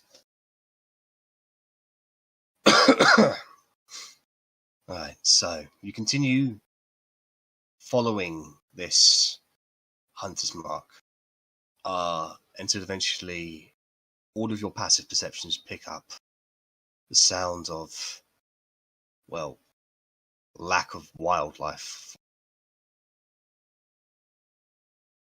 Pick up the sound of silence. Something more akin to drums and people, creatures off in the distance. Okay, so if we're getting close, should we discuss how we're going to do this? Are we going to walk up quite peacefully and non-threateningly and try and talk to them? What did your note say? Because, like, what your note said will probably depend on how we walk up to them. I have a note. You sent a note to the camp. Oh no, I sent a message with the guy that we let go, just that we'd see him in a couple of days. See him in 7 days. Okay. Which we probably... I don't know if you've missed by now. Probably. And... yeah, I think that was mostly it. There was a Bunyan. It wasn't a note, Yeah. it was just I sent him off to send a message, so we'll see him in a couple of days. By the way, Bunyan's a No, prick. no. Okay. That's fine. Like, to be fair, we've killed 2 of them, so they could want to kill us anyway. On So- We occasion, didn't kill them, Panther killed them. from this distance, on occasion you can hear the roars of dozens, maybe way more creatures just coming out, kind of a victory kind of. Mm. If we get them on a victory high, that might be good for us if they've just beaten something.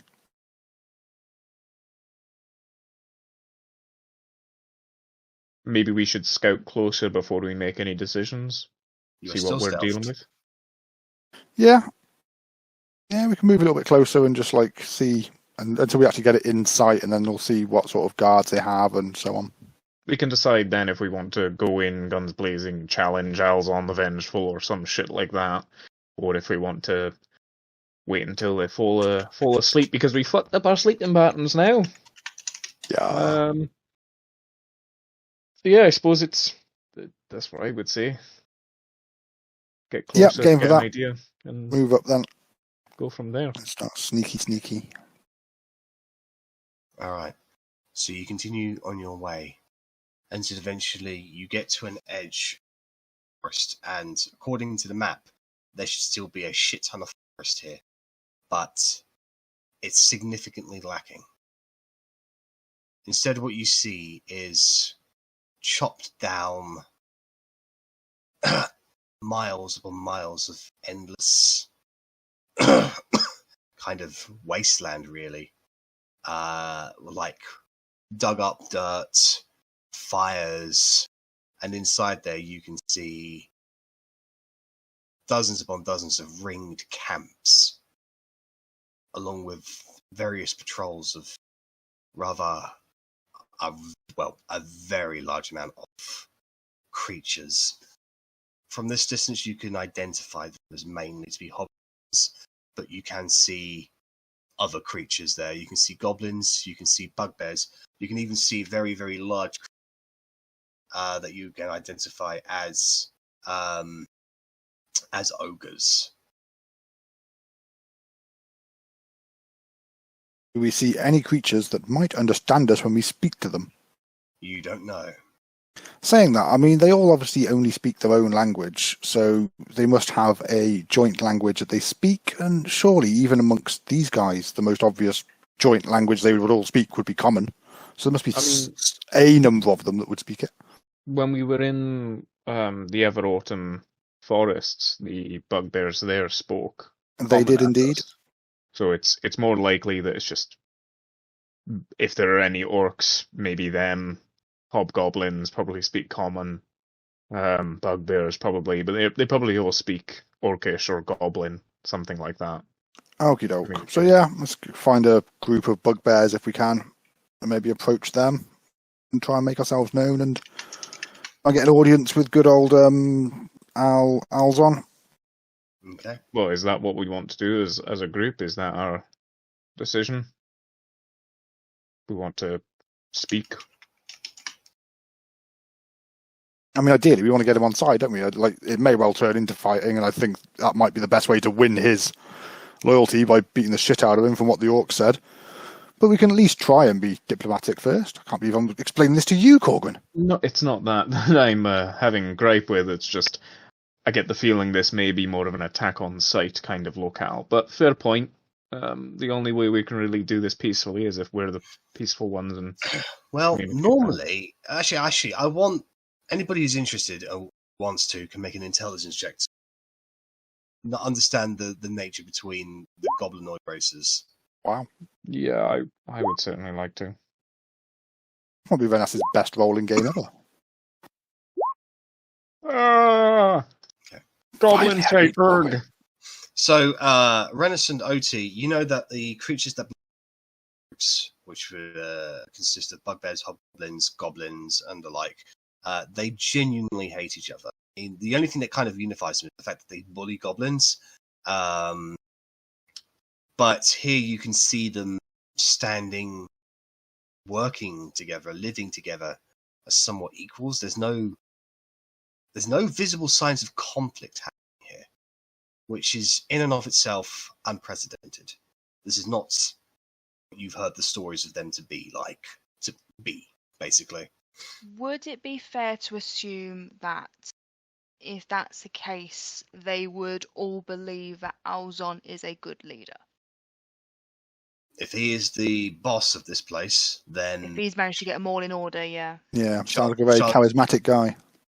Chances are that... very powerful. How hobgoblins certainly work is that the strongest survive. Doesn't matter how... If you can kill a lot of people and kill all those who try to kill you, you're the boss, basically. Yeah, but if that was the only thing, would he have got the other races involved? Surely he's made some sort of connection to the other races as well to get them all on board. This is what Grad was telling us, is that he basically beat the shit out of every other clan, tribe, group that was in these forests and said, you assimilate or you die. Well, they're cowards, we should die. Slavery is no life. Well, they're not slaves if they joined willingly, but... Willingly at threat of death, that doesn't sound like willingly to me. I think at the very least we have to make ourselves known, and if we have to go and just offer ourselves off, if we have to beat one of them up and be taken as captives to Alzon, then that's a way of getting there. If we have to execute every motherfucking last one of them, then so be it. We lose our army, but so do they. All right. So do you start? I was going to say, can we perceive where we think Alzon might be first? Like, is there a particularly big tent, or is there a larger communal area than the rest? Make a perception check. Just we don't want to be on the other side of the camp to it first. Korgrin's not doing so great tonight, guys. You're just so overwhelmed with the amount of creatures here. This is an army. This is a big fucking army. And you're just overwhelmed with that fact right there that you just can't discern anything else beyond it. Couldn't tell you. Sorry, guys. There's a lot of little goblin people. Okie doke. Well, plan A it is then. Walking through the front gate. However, with your passive perceptions, Bella and Korgrin, you can notice that there is a group of bugbears being led by a small goblin coming in your general direction. Oi! Rennas? The same small goblin that we just had a small encounter with? Looks like it. Well... Let him pass and just let him run back the way he came? And no, I mean, there's hobgoblins there. They might be able to speak to us. We might as well just speak to them. No, they're bugbears. Bugbears is what I meant, but yes. You're let them walk past us, to be honest. Yeah, you're really not good at identifying your goblinoid races. Kind of racist, mate. Yeah, I know. It's just, dwarves, Durgar, they're the same. Goblins, hobgoblins, they're the same. Don't say that in Drogon Demorda. You will be executed for that. I vote to let them pass, and we'll just sneak our way in behind them. Okay, fair. Okay, so utilising your impressive stealth rolls, this goblin goes by you, probably about 150 feet away or so, completely unaware of your presence, and leads these bugbears into the forest. So now we sneak forward and try and find another group of bugbears? Or are we just going to try and sneak as far into the centre as we can without being spotted? It's up to you guys. I feel we're less threatening. We're more likely to get an audience peacefully if we approach from the outside openly than if we sneak in. If we get caught at any point, it's like, yeah, we were coming in peace. That's why we're sneaking into your leader's camp. Yeah, I tend to agree. Agreed. I personally think we should walk in and say we're here to challenge Alzon. I don't know what they're like. I don't know whether they'll take us straight to him. But like, if there's that many in there, we're gonna get caught. We either walk in, say hi, and get arrested, or walk in and say we're here to challenge your leader and get arrested. Well, I mean, we don't have to challenge him. We can still talk. We don't necessarily. It's not one or the other. We can just say we're here to meet your leader. We don't have to threaten violence. It's not really threatening violence. It's offering a fight. Threatening violence. They're goblinoids. I knock on the side of the door, like, "Hello, you have visitors." There is no door.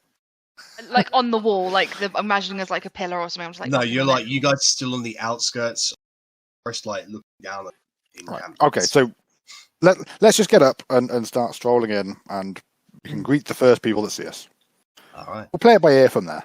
Okay, so walk out into the open and begin making your way towards this huge, overslacking camp.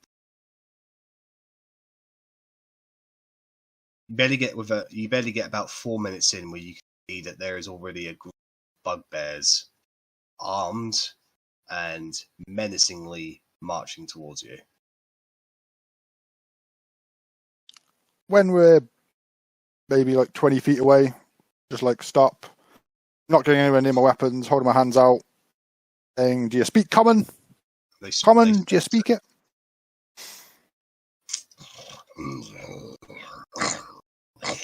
They speak to each other. One of them turns towards you, Otti. Are they slaves? Do you come to trade, Orc? No. We come to negotiate. What is that word? We want to see Alzon. There's like these three in front are laughing. A dozen of behind you are also laughing as well. To take about a 4 minute for them to stop laughing. And then during this time, I like move, like hold a hand on my hip, and I'm like, they're laughing at me because I want to go see Alzon. Pretty rude. Is this in Orcish or common, by the way? It's in common. Well, the one who's speaking with you is in common. Shit, I'm sorry, I apologize. I thought it was Orcish. Hey, you're quite done. So, you fleshy weakling beatbags wish to see owls, do you? Grab the chains in the irons. We take them as food. Those who look a little tougher, take them as slaves. And you can see two of them towards you, like patting their morning stars on their hands. What do you I'll guys look do? at them. I'll say the first person that comes near us with chains does die. None of you have to die. We just want to see Alzon. Make an intimidation check. I'm just saying it absolutely matter-of-factly. No attempt at cockiness. Just matter-of-fact. You will die. They actually pause in their track and go, the one behind them says, "Come on, don't be wusses. Get them. You're mewling like a bunch of newborn goblins. Get them." They seem to be stuck on the spot. They're like unsure of how to proceed. Why don't you come and put the chains on us then? If you're that certain it's easy, then you can be the first to die. Also, I don't know if are you missing a war counselor by any chance? Because mainly these guys. I was sleeping, but we kind of killed the last group that threatened us. We sent warning. We wanted this meeting. Your war counselors probably left. Bunyan the druid. It's kind of our fault. Bunyan the coward. Yeah. They look confused. We sent word like a week ago. Possible he was always like in animal form, maybe, and they didn't actually know he was a druid, maybe? No, because he was the war counselor. He was the person that was liaising between the truth sayer and Alzon. You know the truth sayer. We dislike the truth sayer. And at that point, most of them get visibly angry. The truth sayer is a hero. We will not allow you The truth. to speak ill of him. Mhm. Can I?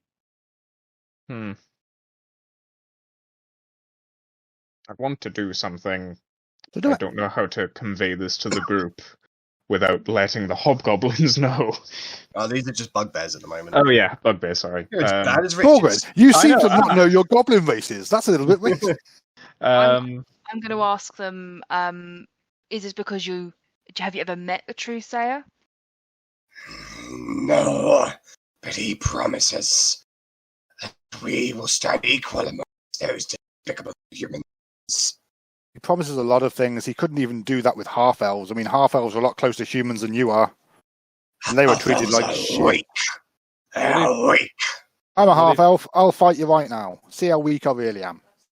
and what if I told you that Your intimidation's still in place. the truth sayer is a human sending you off to fight other humans? You're just We know he's human. you can see that you're being manipulated. No. No, because he is friends with the king of this land, and he has promised us, as the king has promised, that when we will be given a great portion of land to do with as we see fit. We will no longer be living as scavengers. This is the promise the truth sayer has given to us. This is what we fight for. What if we said we could also do that, and we've got They spit on the ground. Would you? You are no king. You are nothing. Not yet. Give us time. We'll be king soon. What if we said we're friends with dragons? Dragons are better than kings. They already are friends, dragon. The whites march on their enemies, giving a freezing death to all. Your promises are hollow and void. There's already a few less white dragons than there were. The more of them that fight against us, the more of them that die. The good dragons are on our side. They're all alive. I'm going to Otti, what would you like to say? I'm going to point out to the one that's talking and be like, "Is your name Alzon? No. Go and fucking get him then." Make an intimidation check, Otti. I like it. You have advantage because you're a half-orc.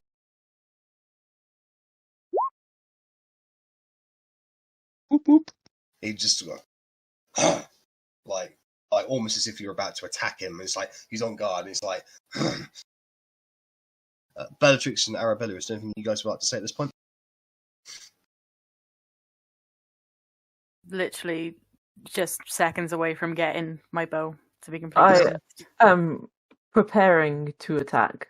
Not visibly getting my glaive out, but if anyone makes a move towards us, that glaive is...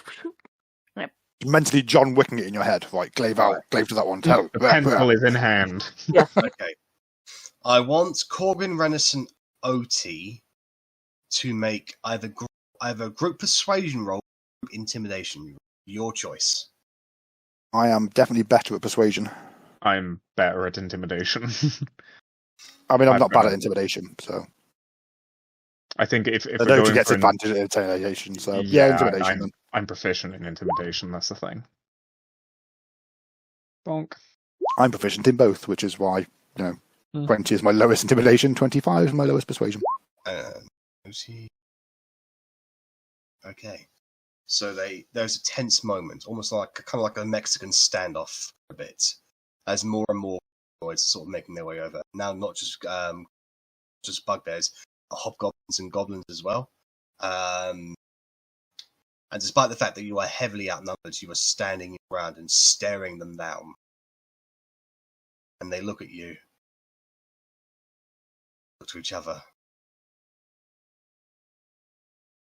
Fine. We'll take you to Alzon. He celebrates the union tribes. He may not wish to see you, but we'll take you to where the other humans are. Maybe you'll fit in there.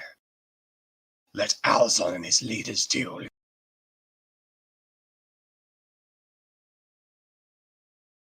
And with that, they don't disarm, but they do kind of pave the way a little bit, while some of the bugbears kind of like wide angle to get behind you as a means to sort of escort you further into the camp. What do you guys want to do? Yeah, escorted. Follow them. Yeah. All right. Another goal. So they lead you further and further into this camp, and you can see more goblinoid creatures line up to get looks at these interesting creatures that and like approach this massive army. The goblins are like standing on each other's shoulders, like tripling, like one on top of each other and then on top of you can see a number of hobgoblins there. They are well armored, like ready for a fight at any point, and they're just whispering themselves. And the goblins are just snarling and like almost barking at you. Like, you can see quite a few ogres as well, just picking their noses and droopy eyes and just like looking at you vacantly as you walk by, almost as if they're ready to smash you just for looking at you funny, looking at them funny at any point. And you go on for about 20 minutes until eventually you come to an area of the camp which is a little bit more greener than the rest of it. As in, there are actually still trees here and there is still grass. There's a lot of heavy activity here, and you actually come to seems to be something of a stream here. That is, they have built a bridge here with a red dragon's head as like the tunnel of that bridge that's constantly flaming out fire from its nostrils, and there is an ogre in the way. Is it an actual red dragon's skull, or is it just constructed? No, it looks to be constructed. Okay. What the fuck are those things? So the bugbears snarl at the ogre. The ogre goes, and he steps aside. Go. We are not worthy enough to join in. Yeah, that makes sense. You when he wishes to see you. Jamie White. So, Verity's probably going to stick close to Bellatrix and Otti. You guys are all the way at the bottom, so go ahead and move your turn. Yeah. Heading on him.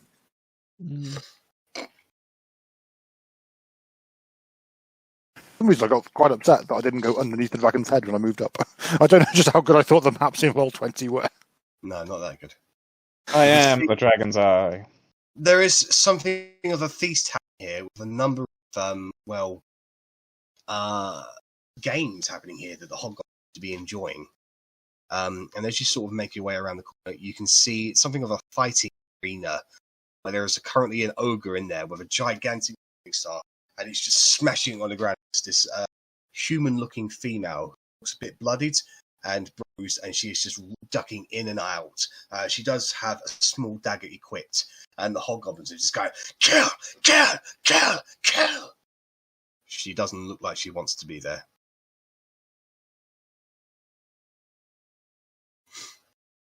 Owlbear. Verity, would Verity be going that far ahead? No, because I don't know why you guys are so.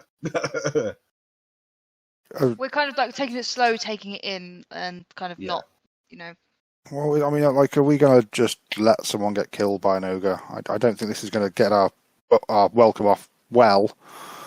But we can't just stand here and let someone get killed or in a fight with an ogre when he doesn't want to be there. Take a few more steps forward and bring the morning club down, and this lady, she ducks and rolls to the side and runs around to of that particular pit as the ogre basically sort of steps up and just sort of looks around vacantly, eventually sort of turning around and seeing her.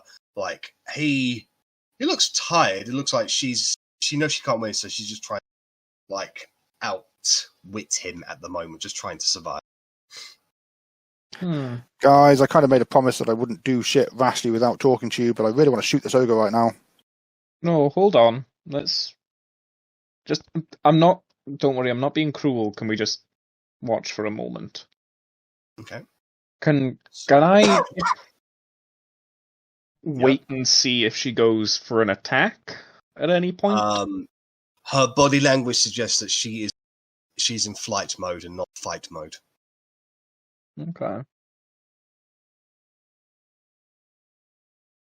Like, she doesn't look like she is trained or anything like that. Go ahead and make a perception check, please, Korgrin.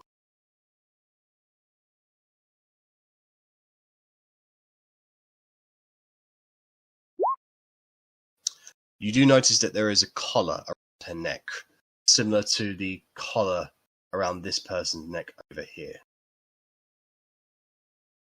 If I don't want to so I want to do something. It's cleric-y, obviously. I don't want to interfere, but I want to aid. So I kind of want to see if they'll let me jump in.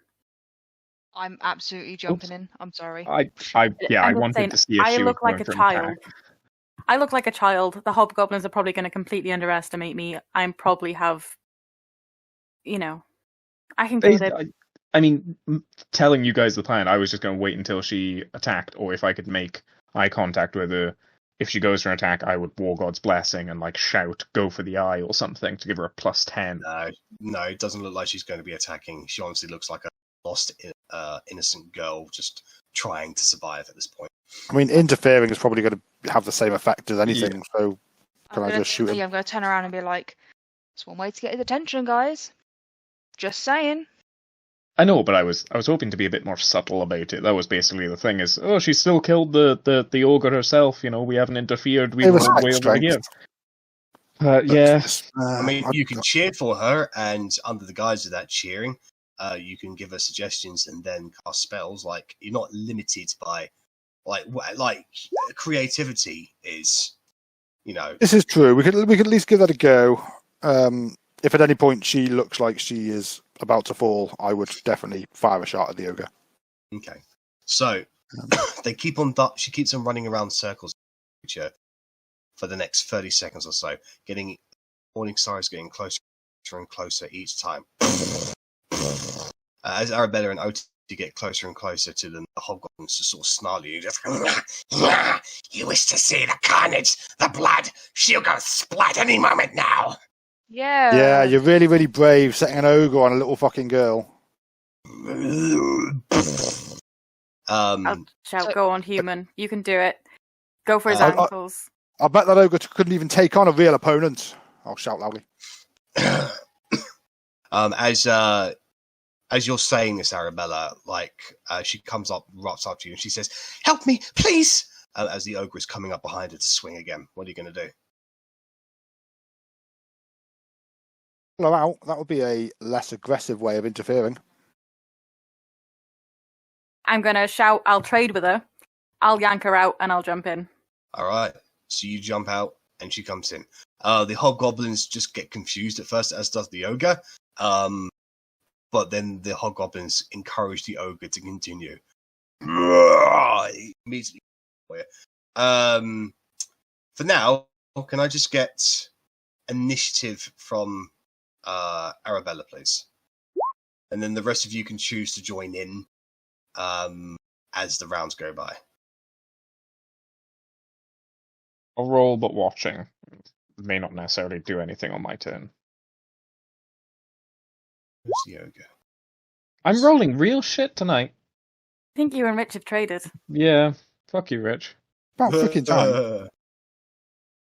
Take your shit back. Yeah, I am rolling initiative. Okay, so you jumping in as well then? Yeah, just from the sides for the moment, but I'm just going to stay by this girl and protect her. Okay. Just in case the hobgoblins turn nasty. It looks like Sabrina Sure. a bit, the token. Does it?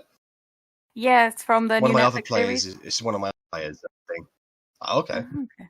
Yeah, no, I got this token from somebody else actually, PC in another campaign. So But for some reason, I I just had can't it select there. my token to do this. how odd. Well, it's 15 anyway.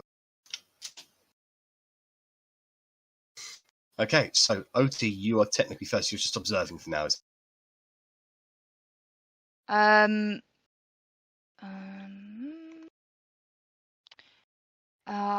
yes. All right then. Getting ready to send a message to Arri if I see him about to swing. Just a pre-warning Okay. for her. Okay. Right, Arrabella, you're up first. You have the initiative. They are encouraging Ogre to continue the fight. Ogre does not seem he has any inclination to seem that he wants to stop. Cool. I'm going to shoot at his face. All right, make an attack. That is actually a hit against him. He's big and slow. No armor. Some piercing. Second attack. I'll bonus action Hunter's Mark on him. Okay. That's not it. Another 14. So you unleash 2 arrows and Hunter's Mark damage. Both hitting him square in the neck. He starts bleeding profusely. He just gets real angry over that. And he starts charging towards you. Are you going to move anywhere? Yeah, like I'm going to move out of his direction of travel, hopefully. But yeah. Alright, so in that brief moment, he does go. Confused that you're there, he's going to step and look around, see you there, comes hurtling towards you, utilizing all of his movement, and he's going to swing at you with his great club. And this is where message will kind of kick in and be like, coming from the top, over by the left as a swing round. 25 to hit you, Arrabella. Oh yeah, that definitely hits. That's 8 bludgeoning damage against you. So much pain. So So ow. you get whacked. And you've been hit harder than that. Mm-hmm. Korgrin, it's your turn. I'm gonna take Commander Strike as an action. Okay. I'll just cheer Arrabella on and just say, "But are you going to take that from a big fat slow ogre? Get him in the arse!" And that's you attack him basically. Cool. Yeah. I'll go at him with my scimitar, and I'll be like, So you actually have your bow equipped at the moment. So it would be an all unarmed the strike. way through this campaign, you have let me just do my little weapon switches. Yeah, I'm trying to. Yeah, but on your turn, you. Fine. This is an extra free attack. Yeah. I'd rather just stab him with an arrow, to be honest, but it's fine. I'll do it No, unarmed. but no, that's fine. It will still be. I'd still let it be a dex attack. It'll be a 1d4 plus your dexterity modifier because it'll be improvised damage. Or you 1d4 shoot at plus- disadvantage. Yeah, or you can shoot at disadvantage. Doesn't it have to be a melee attack? No, you can still. Let me find it. I think I'm it did proficient actually. with. So it would be piercing damage, I imagine. Yeah, it Yes, basically like yeah. stabbing with a dagger. That's the No. attack roll, but the damage No. would be different. That creature can immediately use its reaction to make one weapon attack. Doesn't Oh, say so melee. you can shoot at disadvantage if you want. Your choice. You get a free attack. There you go. That's a hit. And you also do another 1d8 for Commander Strike. So that's 10 damage. So you shoot him in the belly, and it jiggles and jiggles, and it starts bleeding. All right, so that's Korgrin's turn. Otti, are you going to do anything at this point? Yep, I'm going to stand up on the barrier Yep. and I'm going to shout, Alzon, we want to see you. Make a Constitution check just to see how loud you shout that. Constitution check.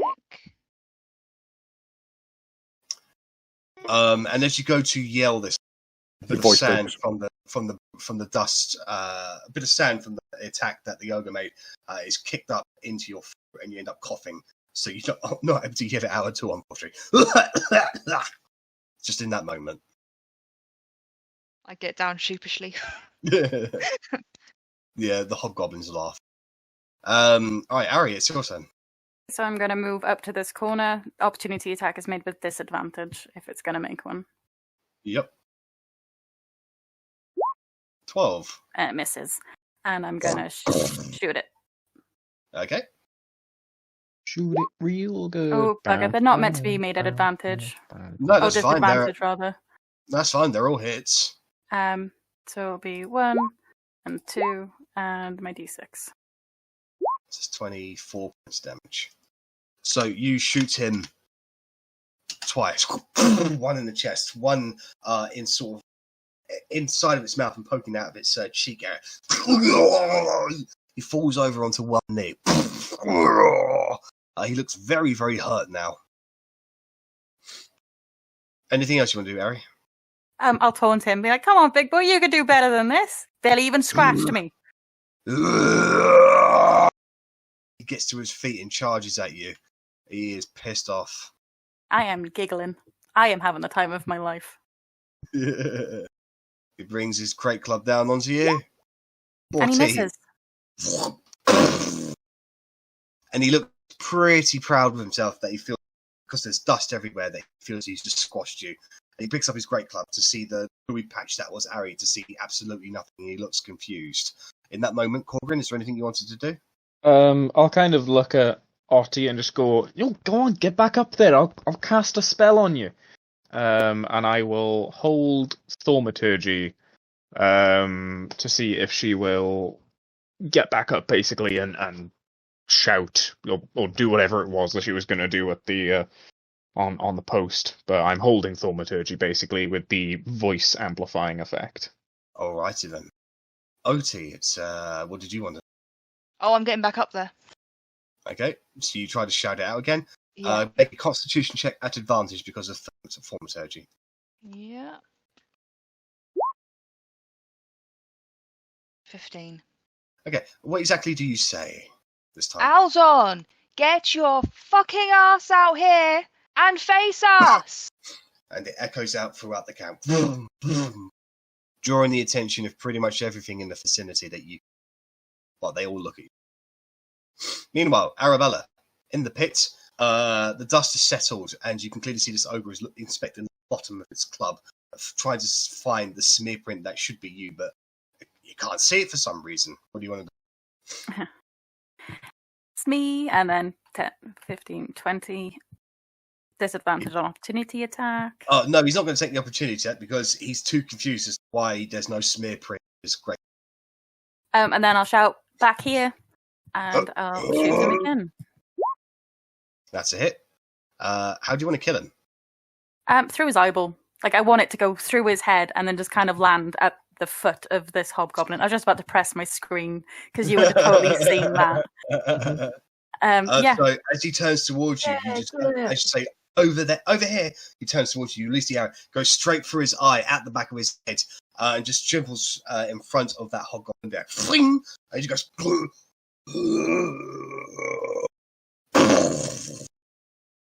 And then I'll climb on top of the ogre, and just bow.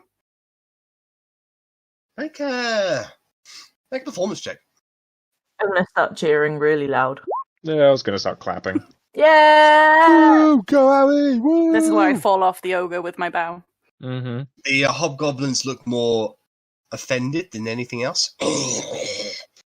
But they begrudgingly accept the results of the match. I'd look offended too if, some little girl had just beaten my giant ogre friend. Cheating in the process, like, one little girl for another, it's kind of unfair, really, when you think about it.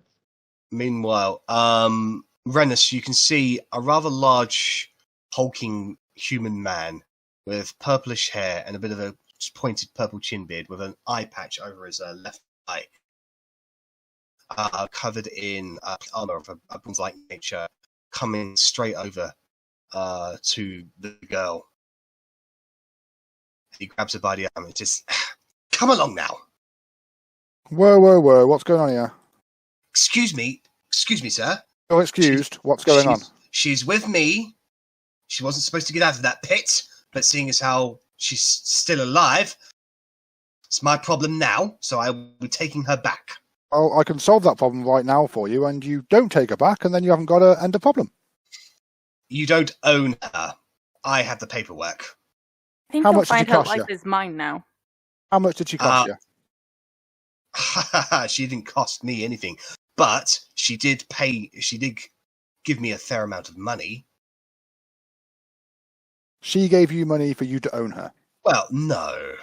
More like I sold her, but I sold her to be a sacrificial lamb for that ogre there, but now that she's still alive, that contract is now null and void, which means I take her back. I'll make a new contract. You get in that ring with another ogre, and I'll take her. I have no desire to fight an ogre. I am a knight. I'm above that. I pull out a dagger, put it to his throat, and said, No. It wasn't a request. What? He pushes you away and goes to grab his blade. He goes, if you don't want this entire camp to come down on your fucking head, I wouldn't try that again. What's your name? Yakato. Yeah, I had a feeling it was. There he is. A pleasure to fucking meet you.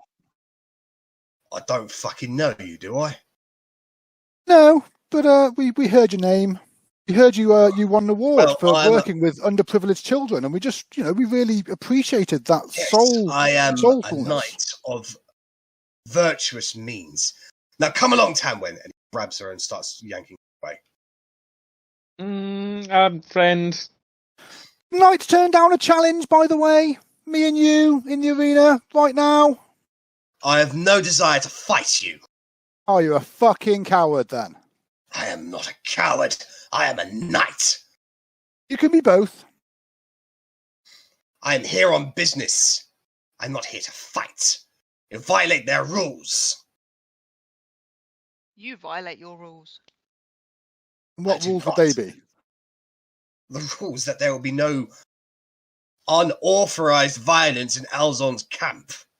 Alzon! I want to fight this fucking Bellendia! I'm just yelling out in the nothingness because I've no idea where he is. Well, doesn't sound like he's giving you permission, does he? Penelope, come over here! And you can both see from over on the other side of the pit this very tall, surly-looking Asima with a large orange scar over her face. Like there's a scar on her, kind of like purplish, like smooth skin that seems to glow and radiate. And she just very quickly rushes over to him. She is armed and armed. My Yes. insight. Yeah, go ahead. Does it look like she's being? What are you inciting? If she's being summoned because she's subservient, or if she's being called as an equal. Albeit he's calling her in a shitty way. Is she his equal, or is she yes sir, right away, my lord, kind of. Go ahead and make an insight check. And if she wants to as well. Honk. Oh, finally. Everything about her body language suggests that she is dominated and submitted. She does look like she knows how to look after herself. She appears to be, fearful of Yakato. I'll kind of relay that in few words. Just she doesn't look well pleased to be answering to his call. For those that That guy does not If you leave this have camp alone. any more business with me, then it'll be done in selling these two girls here. So if you would like to buy them off of me, you're more than welcome to pay for them. But I have no desire to fight peasants like yourself. Give me a price. 1,000 gold for each of them. Really? We don't like It's quite simple. I can pay you whatever I want because you're not leaving this camp alive, and then I'll take whatever I pay you off your dead body shortly. I hand over 2,000 gold. You chuck it at him, and he just sort of catches the bags and just goes, well, threats aside, it looks like you're more of means than I originally suspected. I took it off with the dead knights. Weeknights, I suspect. How would you like to come work for me? Well, I don't really. I'd be closer. I've got other business at the moment. I've got a few people to kill. Maybe if you're alive at the end of it, I'll consider your offer. Well, I'm here on official knight business anyway, so any violence that you do upon me will not only bring Alzon down on you, but it will also bring the highest of the order on you. For no! How would we cope without the highest of the order after us? Yeah, I thought so. I thought you wouldn't want to mess with Edgar, leader of our order. In the meantime, while this shit show, whatever this is going on here, can I message Penelope and say, you're welcome to come with us if you want. We offer you freedom. We offer you the chance of a life. Your choice if you want to come. Okay, no worries about it. I want you to make a persuasion roll.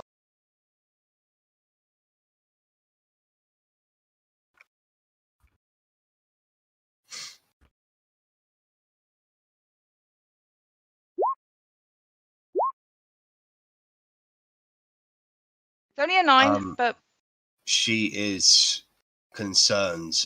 You can see the visible signs on her face that she's concerned. She's hearing her head, but she keeps her eyes down and her shoulders sort of submissive and relaxed, almost as if like she just chalked up to the thing, basically. I don't know how well. I'm still gonna look at her as I'm guessing she's about to walk away. No, she's not about to walk away. She's being summoned by Yakuto. She's standing. And Yakuto no longer owns you. That would be me right now. No, that's Jamie White and Tanwin. Oh, sorry. I apologise. Yeah, so Yakuto takes the and unlocks Jamie and Tanwin. Right, well, they own you now. Get out of there! And he slaps them on the asses as they fly, and they just go. And you just get the thing. He just looks at them like disgustingly leering, like fucking hell. He's a nasty piece of work. As they walk past, I just take them both by the hand and kind of put them position them over here, just out of the way. They look terrified. Yeah, they are absolutely terrified. Can I hop up on a post? Yep. And I don't want to thaumaturgy myself too loud, but just loud so my voice carries, and ask the hobgoblins and basically the camp, everyone that isn't necessarily Alzon, if raise your mugs or raise your fists if you want to see us weak little meatbags get destroyed in the ring by the great Sir Knightly Yakuto Foldo. But I say Yakuto because I don't know his surname. Yeah, Yakuto!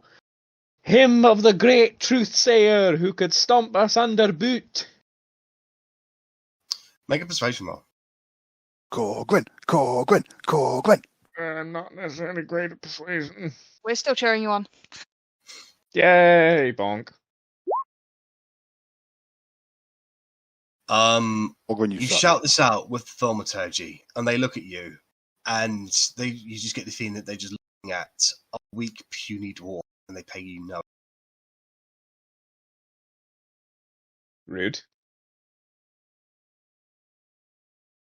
I mean, anyone else is with welcome to try, but with I'll that, Yakuto beckons Penelope to come closer to him, which she does, and when he does, he grabs her by the hair, and she sort of a little bit. He says, "When I tell you to come here, I expect you to be here within an instant, not several seconds as you take your time to get over here. Now come with me!" And he drags her off by the hair this way. Big brave knight. And I'd just like to turn to Tamlin and Jamie and say, your freedom will be yours as soon as we get out of this camp. It would not be safe to set you free now, but you will have your freedom. Thank you. Well, they are shaking visibly white. Are they hurt or are they? Yeah, they are hurt. And they don't look like wounds that the hobgoblins would give. I mean, the way that they're holding themselves, the way that they limp, how they walk, you don't get a good feeling about it.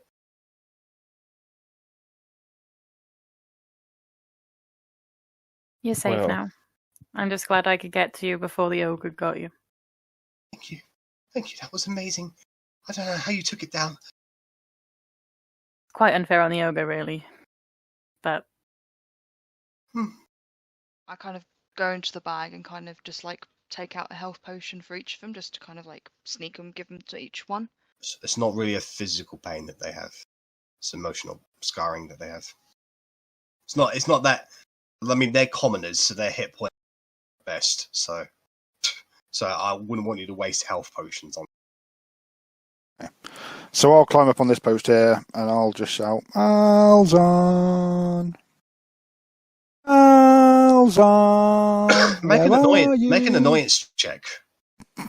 I get nat 20s in every one of them. It'll be a charisma check, but you're not proficient in Okey-doke. people, unfortunately. Really? So He's not proficient in annoying people, please. Narcissism, but which it is. So this goes on for a few minutes, until eventually a heavily armored hobgoblin comes over to you, and he says in common, "Get down from there." I jump down. He grabs you by the ear. Ow! You wish to see Alzon, do you? Did you work that out all by yourself? No. You had a hand in that. What do you want to see him for? I want to tell him that Sir Yukato over there is a fucking pussy, and he shouldn't believe the truth sayer. Alzon has got no interest in how fucking pussy a human is. They are all pussies.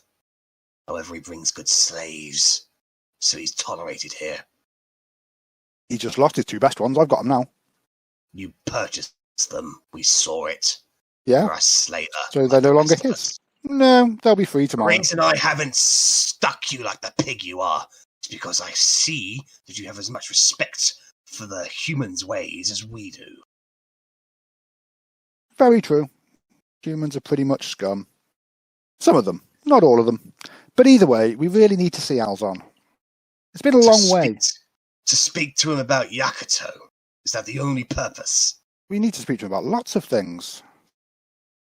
Make a persuasion roll. Oh.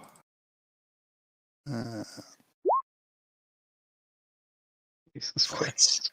Wait here. I'll go ask him. I Very suspect kind of his you, answer. Victor. I suspect his answer will be murder them all, but we'll see. And he walks away. Well, if that's his answer, he can come out and step over all his dead hobgoblin friends to come and speak to us later. I'm in an angry mood. Yakuto, I've bought slaves. It just corrupts me. Yeah, it doesn't feel right, does it? I owned slaves for a long time. So, looking around some of these tents and stuff, is there Yep. somewhere quiet that possibly Jamie and Tamwing can go and sit in? Yeah, it looks like the most quietest area is this potion area over there. It's been manned by a singular goblin. area. I mean, the most energetic area of this entire camp is over here, where there's a couple of some improvisational Improvisational. Stand-up comedy club. Dance routine. However, the only two people watching it is another childish-looking goblin and an equally childish-looking ogre. I'd love to reckon- see a dancing tree. Go on, Otti. better than a tree. reckon Verity, like, try and put Verity and the two over here out of the way, Okay, just in case anything kicks off. all right. Verity So can obviously Verity, protect. Yeah. yeah, Verity will look after them. After a few minutes, that same one comes out. and While blows we're on. waiting, what Yeah. potions are at the potion thing? So you go up to that potion area. Looks like there's an assortment of potions here. And the goblin, they're like very pointy eared, like hooked kind of nose and pointy chin, just sort of rubs his hands together. Ah! You interested in my little potions, Elle? Curious. What ones you got? Right, well, I've got the necessary healings that you have. Got a couple of greater. I've got one superior. Assortment of potions as well. Well, it depends on your fancy, my lady. Your favourite potion? My favourite potion is the one that gets me alive in the morning. I call it a potion of speed. Makes me, very hyper. Oh, the things Get I some could do with a jitter potion juice. of speed. Sorry, what'd you say, Arri? I just called it jitter juice. Hey, that's what you want to call it. But if you drink it, it'll make you very fast. And he actually like breaks up the bottle, and it's like a yellow fluid streak black and swirls on its own without him actually like having to move the flask itself.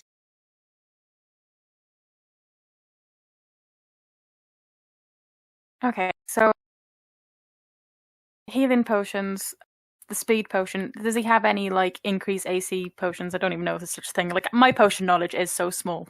No, he's got 2 potions of resistance, one cold, necrotic. Okay, so he's got speed, necrotic, and cold resistance, and Yeah. healing. Yeah. Okay. Various healing. How much for all of them? All of them? You're trying to clear me up, lady. Let's call it, altogether, 3,500 gold. I'll give him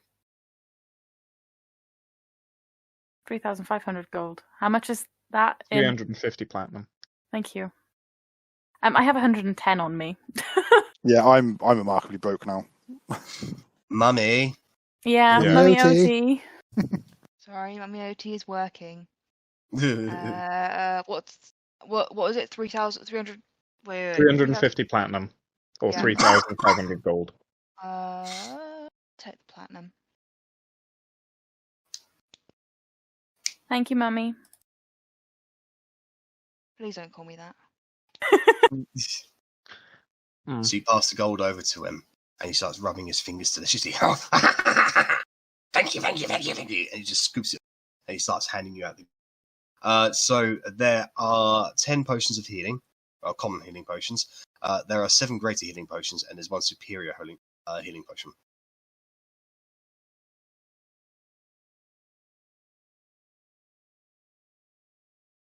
Is that all going in the bag, or I assume that's the list. Yeah, that's right. Yeah. Okay. could I possibly take the potion of speed? Keep it on me. 'Cause it just sounds amazing. No, all you do is just hide and shoot and hide and shoot. Well, if I drink this, I'll run and hide and shoot and run and hide and shoot. What's I'd the rather difference? Korgrin have it. Just because he's the Fine. slowest. Thank You are. I think. But true.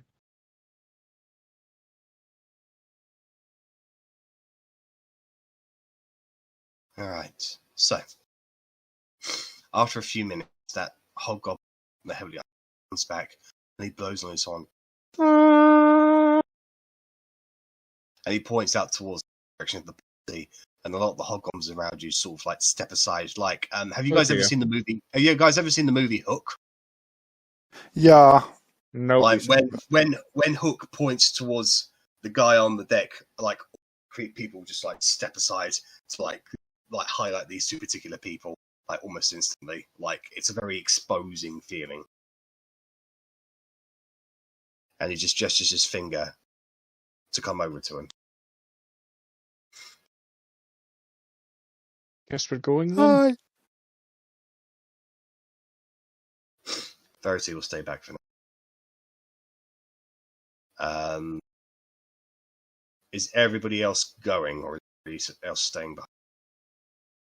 Oh, I'm going. Yeah, go. Yeah.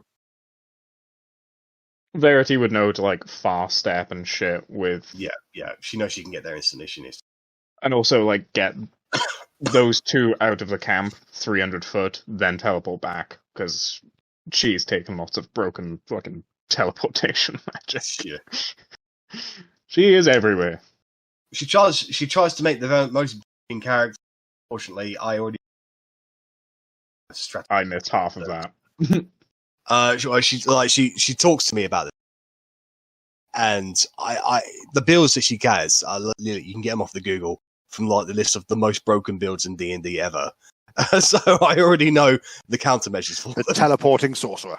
Yeah.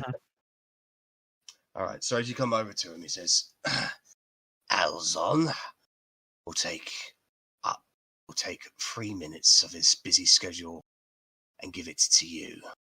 So, speak to the point plainly. Done? If you don't back away immediately, I'll kill you. Fair? Okie doke. Good. This way then." Leads you further into the camp, up to this raised platform where you can see a bugbear, a goblin, a man in a hat and a trench coat with a hidden face, and this red-skinned, heavily armoured, long braided, black-haired hobgoblin who stands way taller than most of the others that you reckon would come to understand Alzon the Vengeful.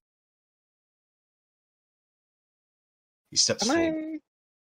Can I perceive the hidden one's face at all? Yeah, go make a perception check. It looks like he's making an intentional effort to not show his face. Fair enough. So, Alzon, yes. pleasure to meet you. We've heard wonderful things. He's still walking over, yeah? He's got to introduce himself. He just coughed. He's coughing again.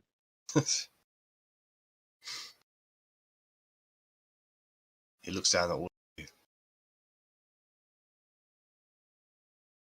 So, you're the loud.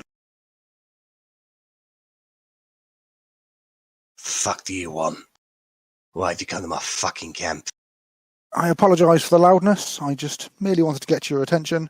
We have been told we have to speak clearly and to the point, so basically you're being deceived. It's that simple. You've done such great work bringing this massive army together, and you want to throw it away to some prick of a knight who doesn't give a fuck about you or your people. Go on. The man has no interest in anyone but himself and a being called Arganeth, a great demon, pretty fucking evil. Destroy the world if he could, and even if he can't, there is no way he is ever going to live side by side with the beasts of the world such as you. He just wouldn't do it. It's not him. We know this guy. We've met this guy. We've travelled with this guy. Tried to kill this guy. You can do better. You can do better allies than him. Make a persuasion roll, Rennas.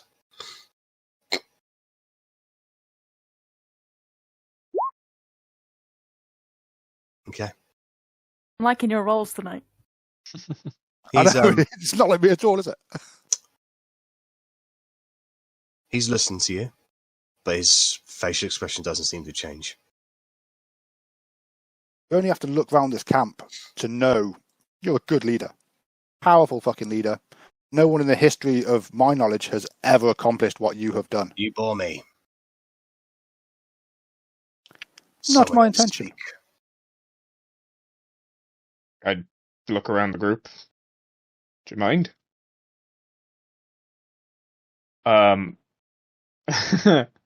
First of all, I'd like to cast a spell on my. If I cast a spell myself, do I get a bad juju from everyone else? Like, you know, do they look pissed that I'm casting magic? They are on guard.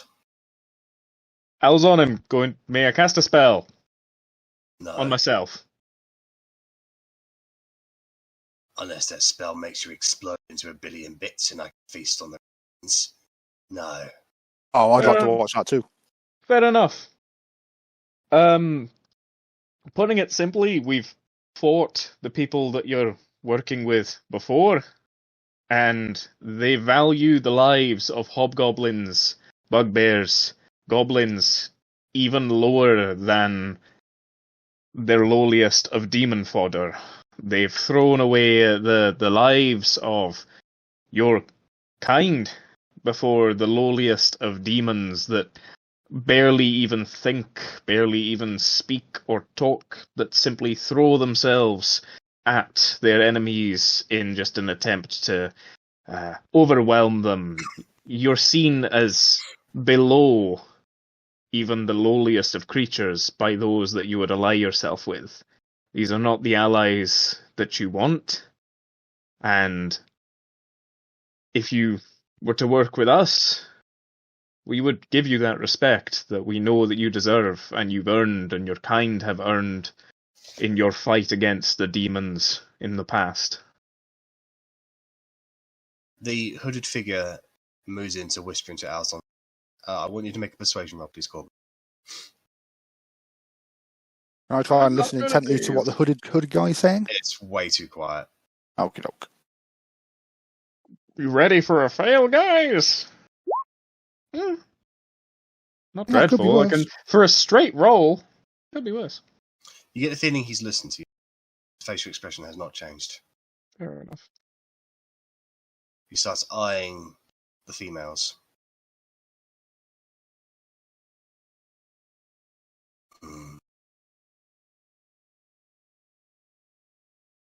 All I have to say is, if he tries to send you or your kind to Vorod, do not go unless you fancy being changed into a demon and used to fight for something that you probably don't even want to fight for or won't be aware that you're fighting for. And if you've sent any of your kind to Vorod already, never expect to see them again. He does value any bestial kind, any goblinoid, as very, very low in the pecking order, and he will use you. He is using you.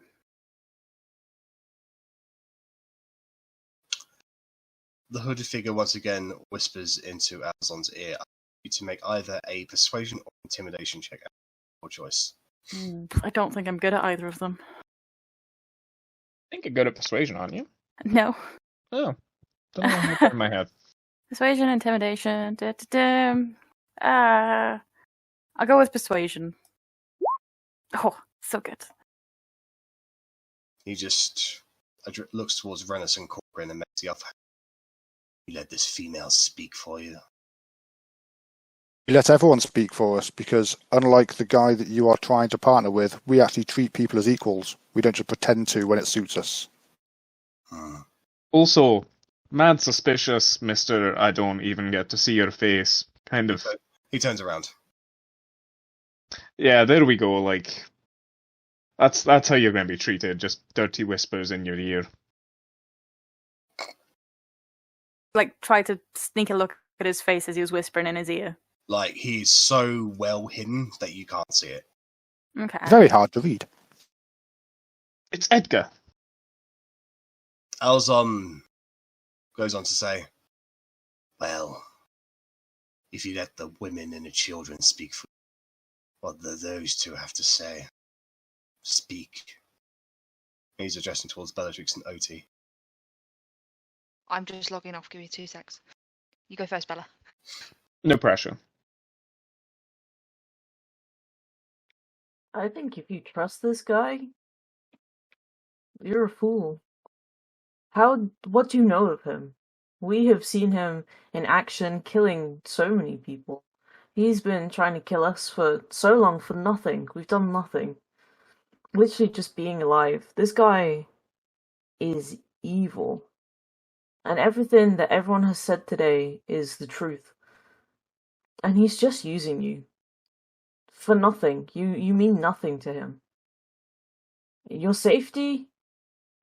He doesn't care. If you die, he will not mourn you. He won't even think. He will not cross his mind.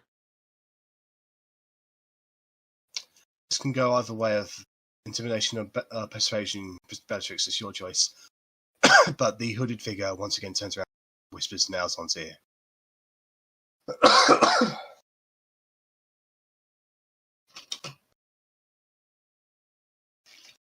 Well, it's going to have to be intimidation. Yeah.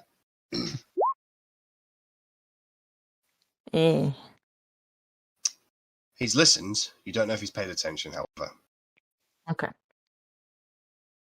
And he doesn't really even say another word. His eyes just meander over towards Otti.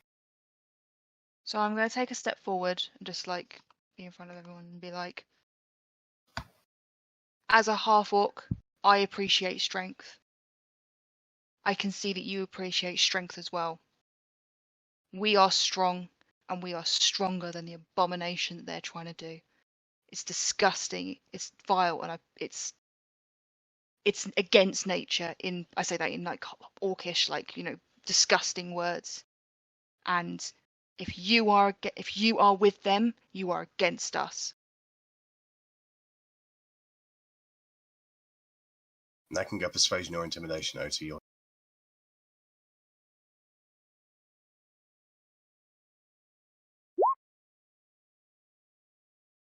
Okay.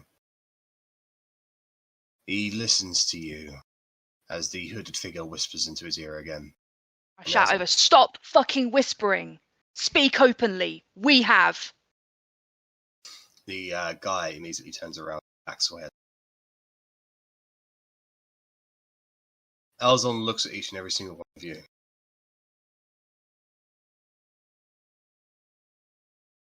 He leans in.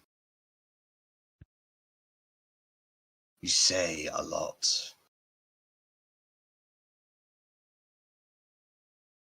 You promise a lot.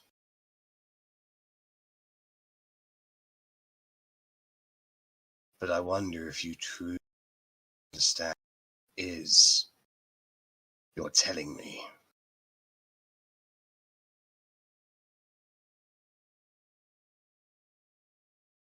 If I may, Alzon, you respect strength.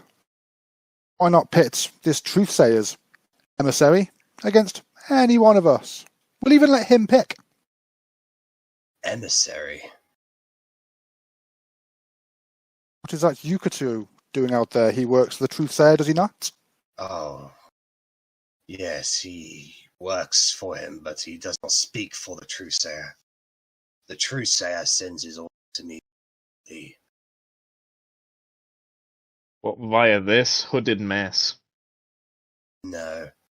We don't even know who this guy is. He could well be like part of the actual clan. He is simply an advisor. And he advises not to trust any of you. He advises that you go against the truthsayer. That you fight against the truthsayer. Yep. I believe this to be a foolhardy endeavor. Starts walking around the platform a little, just talking nonchalantly, and he taps the bugbear that's up there on the shoulder. Chief Dorcas here brings 3,000 bears to my side. The largest force of bears has ever been gathered, and he dominates them. And he bent the knee to me. And he wanders over towards the goblin, taps him on the head, quite forcefully actually. And Boss Rut here brings 10,000 goblins to his side, unified all of the warring clans and factions. He believed to stand, and now he bends the knee. Keeps on walking. And the ogres, strong, stupid, even they were wise enough to know the change that was coming. They bent the knee to me. And there have been many hobgoblins that stood before me, though none stand here now.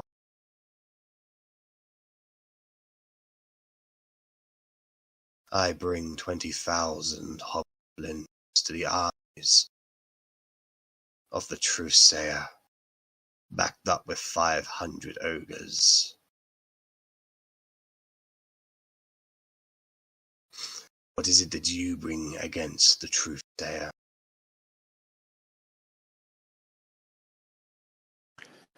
We have an army.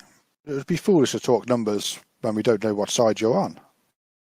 I am on my side, the side that will see my people have a better future than they have now. We desire war and carnage, but above all, equality, something that has eluded us in every nation on this godforsaken planet. And I elbow Otti and go, the Hawktooths. Bring up the Hawktooths.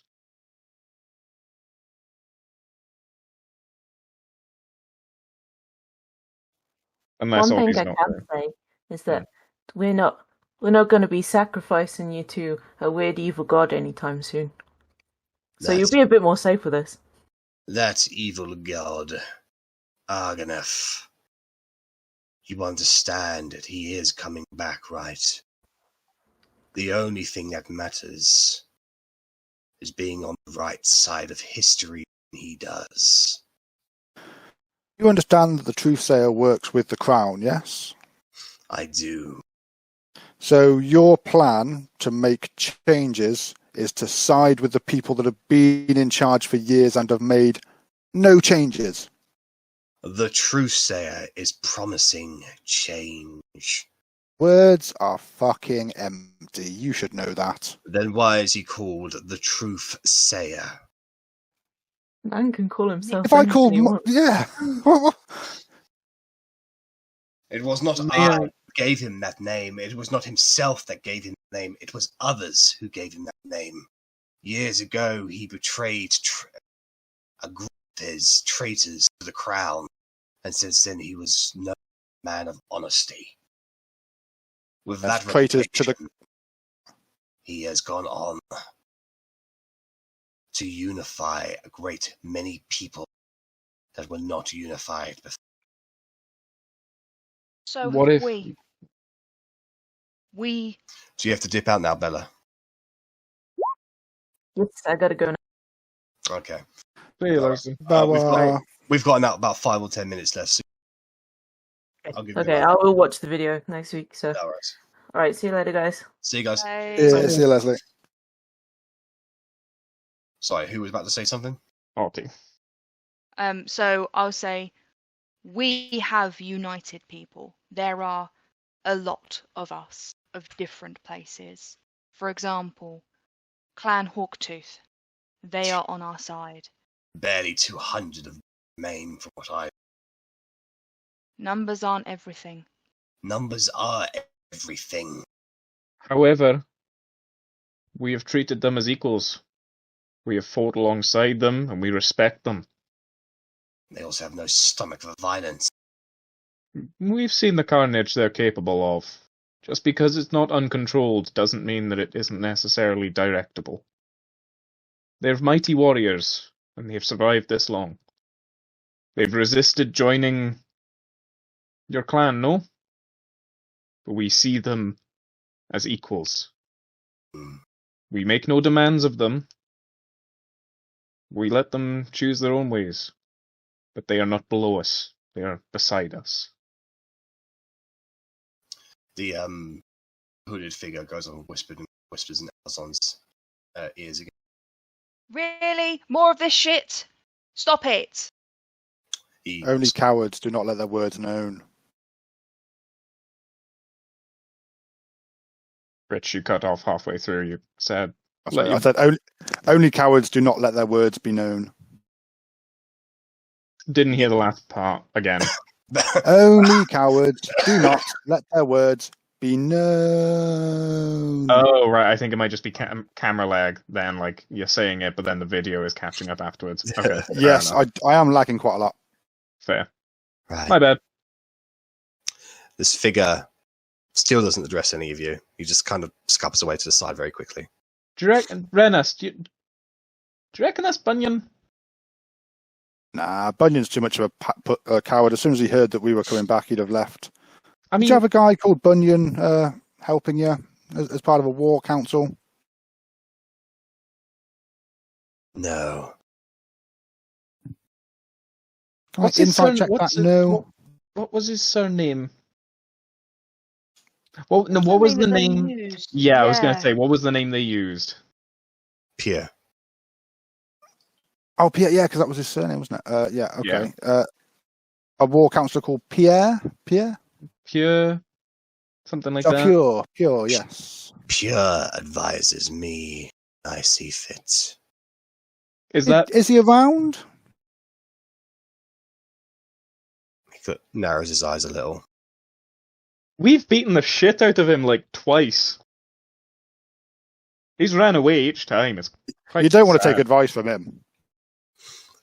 The hooded figure whispers in Alzon's ear again. First, he worked for some lowly bandits. We killed the bandit leader. We killed the pet dragon that it had.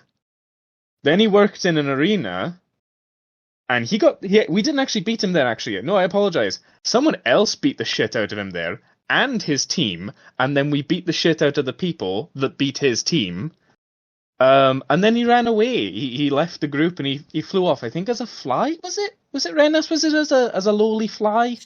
Yeah, pretty much. Just absolutely destroyed him. Couldn't keep up with me.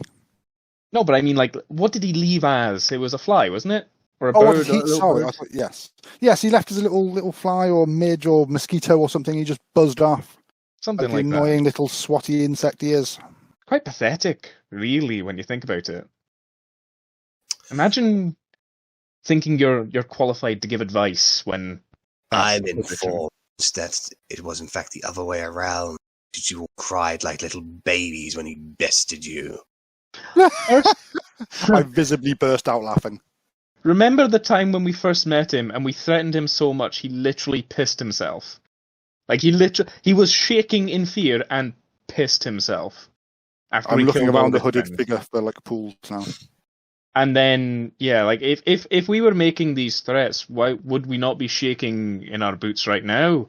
If this, I want both Rennas and Korgrin to make a persuasion roll here, please.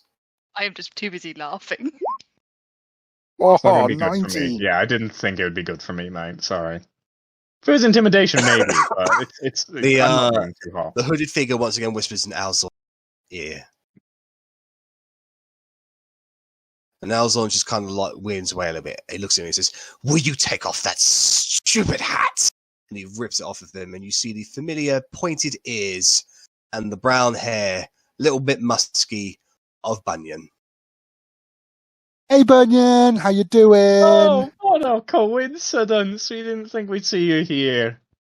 How are you? Yeah, this is the guy. I don't even address him. Just look at Alzon. This is the guy. We knew it. We knew it was. Pierre has given me solid advice, so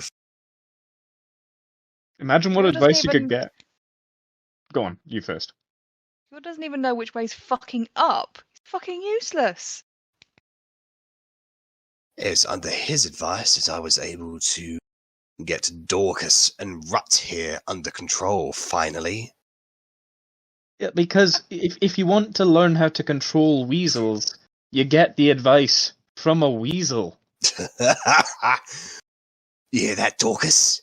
He thinks you're a weasel. Careful now. Our point remains. He's not the guy you want advice from. Alright, it might have panned out. But a clock is wrong. A broken clock is wrong, but right. At least twice a day. Your metaphors are wasted on me. If it looks like shit, and it wants you to eat shit, you're probably best off going for the shit. Korgrin. May I just step in here for a moment? We have always been, I would like to say, amicable, occasional allies. You'll find yourselves in a situation here where Alzon here, as great and powerful as he is, doesn't want to team up with a bunch of nobodies. Alzon understands strength, might, and forces. And with a great force that he has under his command, if he From what I'm understanding, you're trying to get him to go up against the Truthsayer, who has a mighty host under his command. What host do you hope to match him with is what Alzon is trying to figure out here. I mean, if it seems to me that you don't want Alzon to fight for the Truthsayer, at least, then, well, unfortunately, Alzon's already sworn. He's already declared Argonef to become the lead religion of the tribes here. He's already knee deep into it. So but Bunyan, you know quite a lot already about breaking promises and oaths, don't you? You sly fucking weasel. Yeah, and remember at the time when we asked you to lead us to your leader's cave, and then you ran away, I did so as instructed. No. Nothing about me staying there, so I got out of there. There was definitely something about you saying that. Yeah, I remember. That's probably not the truth. There was definitely something about you saying that. I'm thinking shared memory here. No, Alzon, may I speak over this worm? Good, I already am. One of us against your advisor. We take the advisor's position because I can guarantee you, any single one of us could beat the shit out of Bunyan multiple times over. Alzon. As you know, I have great magical power. I've got that. Right. But in terms of physical ability, that you are aware that I am sorely lacking compared to your great, magnificent self. I've also got that. Bellatrix has got that. Otti's got that. When it comes to my tactical mind, I am leagues better. I am something your tribe sorely needs. Half of his tactics are running away. Right, Korgrin, I want you to make a persuasion roll versus Bunyan's persuasion roll. Not good. Which is what you guys have been doing this entire time. Yeah, fair. Well, if you manage to beat a 33, No, this is me. I have to that's roll. what I'm saying. You're fucked if he managed to beat a 33 earlier. No, he didn't. Okay. That's why he yanked the hat off. Well, it's not terrible, but I'm just not. From what you've rolled so far. Yeah, it's not a 2 or a 1. And it beats. Yes. Fuck's sake. Alzon looks towards Bunyan and towards Korgrin. He says, "Fine, mount up. We'll see who wins." Oh, Alzon, you know I'm not very good at that sort of thing. He grabs him by the scruff and just pulls him in. Mount up, and he throws him off the platform that they're on. I'm just going to raise a timid hand and say, "Mount." The hobgoblins and the ogres, as well as the chief and the boss, they look very, very excited now as they start ushering you into behind them, where you can see two gigantic lizards in a jousting position. No.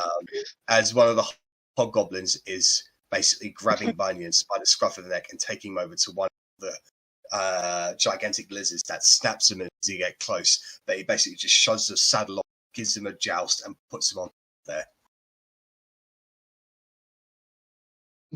Mounted combat isn't quite what I was expecting, but fair enough. Mount up. Yeah, again, I can't really disagree. No. See how it goes. Bonk.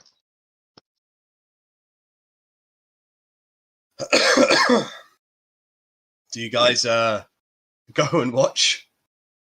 Yeah. Can I say something to Anson as I walk past him? Yeah. You talk about being on the wrong side of history. Do you know much about divination? Nothing. Well, you can use it to see the future. And considering that the best divinator in Windward has joined our side, I think you'll find you're currently on the wrong side of history. And I shall walk away to watch this jousting match. So, Korgrin, one of the hobgoblins places a saddle over on this gigantic lizard. He shoves this huge jousting, and then walks away. Is it a martial weapon? Yeah. Then I'm Consider proficient. Consider it a lance, basically. And I know how to use it. Just point and hold. And then punch when you get near it. Korgrin, he's our dwarf. If he can't do it, I'll kill Bunyan anyway. I'm trying to find the most appropriate thing for this. Let me just find it. I didn't expect the joust to happen. I didn't think. I thought you guys would just Attack who? Bunyan on sight the moment you saw him. I did have to have restrain. Yeah. I had a feeling Rennas did. Rennas is not quite sure whether he's happy that Bunyan's about to die or whether he's unhappy that I don't get to do it. And if by some miracle he does get away, whether Rennas lets him get away. Right, Haven't quite decided yet. We'll see.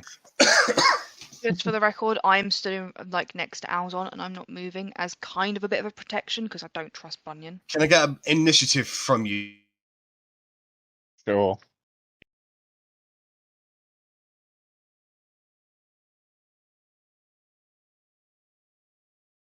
Lance Spidey. Oh man. Congratulations, Bunyan. You get to run first. Alright, so Bunyan is looking absolutely terrified.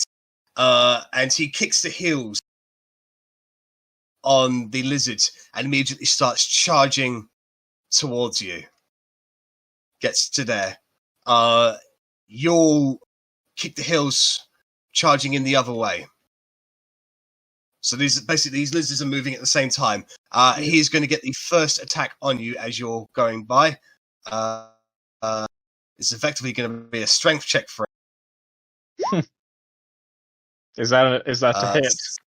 Yeah, that's a hit. No, that doesn't hit.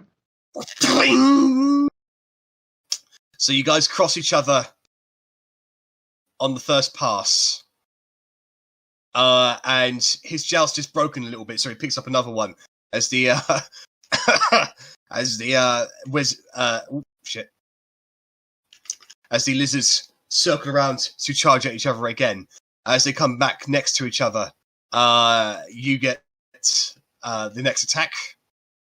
I don't know if I get to use like magic for these attacks as well or not. It's up to you. Only just so I can add damage, but yeah, I'll take it straight for now. To hit is still going to be the Warhammer. It's just going to change the damage. So, yep. That'll hit him. Oh, 1d12 plus 4. So you whack him square in the shoulder, and he almost wow. Animal check. He maintains composure on the lizard for now. Can I War Priest an attack again as he's going by, or is it just a one-time? No, it's too quick. It's too quick. Okay. It's like an instant to attack. So okay. The lizards charge at each other again. And you can see Bunyan up to something. Oh, he's going to cheat. Can you make a strength saving? Yes, I can. So as he goes past you, he shoves the joust out, but you can see he's doing something with his hands, and this massive gust of wind blows out towards you, almost knocking you off, but you maintain seated for now. And by the time he gets to the other end, it looks like he's concentration on the spell. He's maintaining concentration. Okay. No, he stopped it. It looks like he was cheating there. And he stopped. Oh, okay. However, the lizards come charging back at each other again. What do you want to do? Are these the lizards monsters? They are beasts. Beasts. Okay. What does that for hold monster?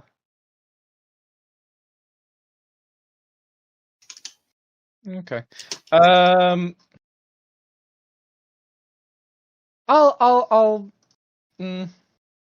Oh, I don't know, because I'm tempted to do two things.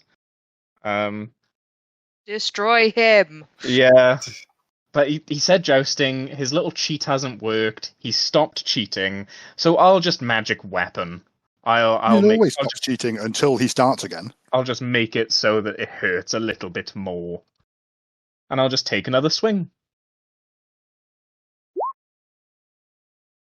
All right, that's going to hit him.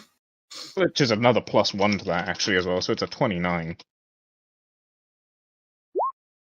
Ugh, low roll.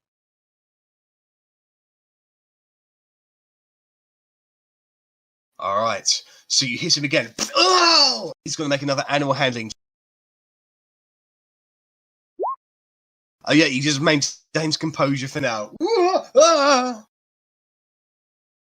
As the lizards finish their joust, they go into charge again. Ooh, keep on grabbing the hobgoblin.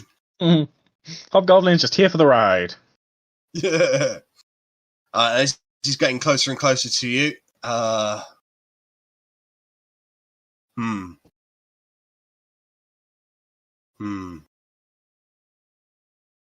Can you make a wisdom saving throw? I can try. I can. Oh yeah. So he goes to cast a spell, Charm Person at you, but you resist the effect. I'm going to be like, is he cheating? Is he cheating? No, it looks like he's just missing from his perspective. From your perspective, it looks like he's just missing. But we've seen like people use magic and stuff as well. We've seen the hand movements. I'm just going to be like, is he cheating? Yeah. Can't quite tell. He's sleight of handing it. Oh fuck. Okay. Little bastard. Okay. Mm-hmm. Unfortunately, he is proficient in that.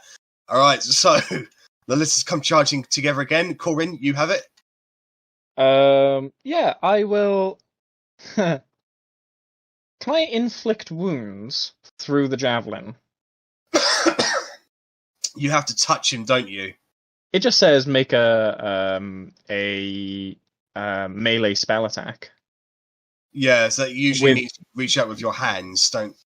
Fair enough. Actually, I'll say yeah. You can do. I just for the purpose of this, yes, you can cast it through the joust. Okay, then I will do that.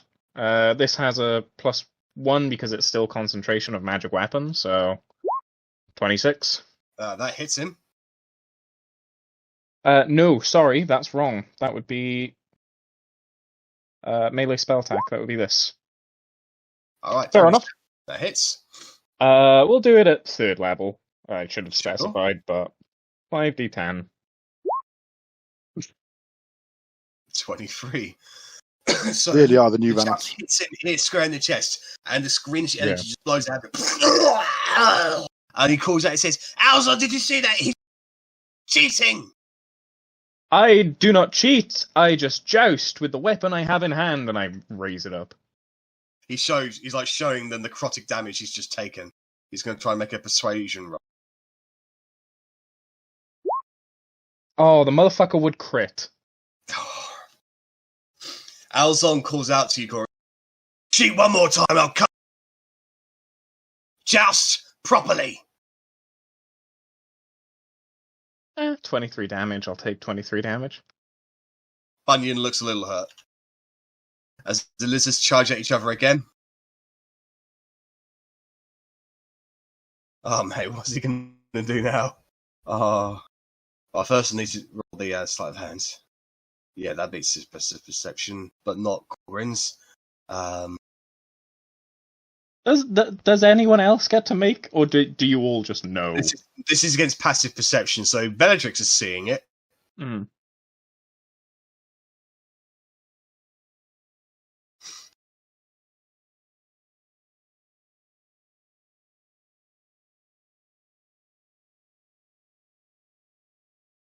Alright, so he is going to cast Speak with Animals. And as he's riding past, he's going to shout towards the lizard beneath you, "Back him off and I'll give you something tasty." So he's going to make a persuasion roll.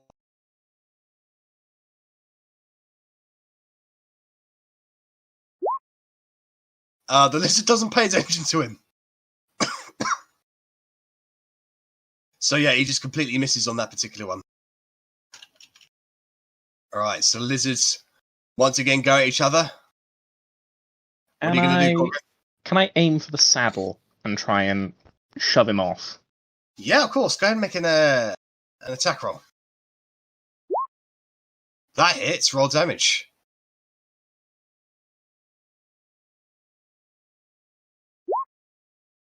All right, so that's definitely damaged the saddle. He's going to make another animal handling. DC is going to be 4 higher because of it. Nice. No, he is knocked off of the saddle. Wah!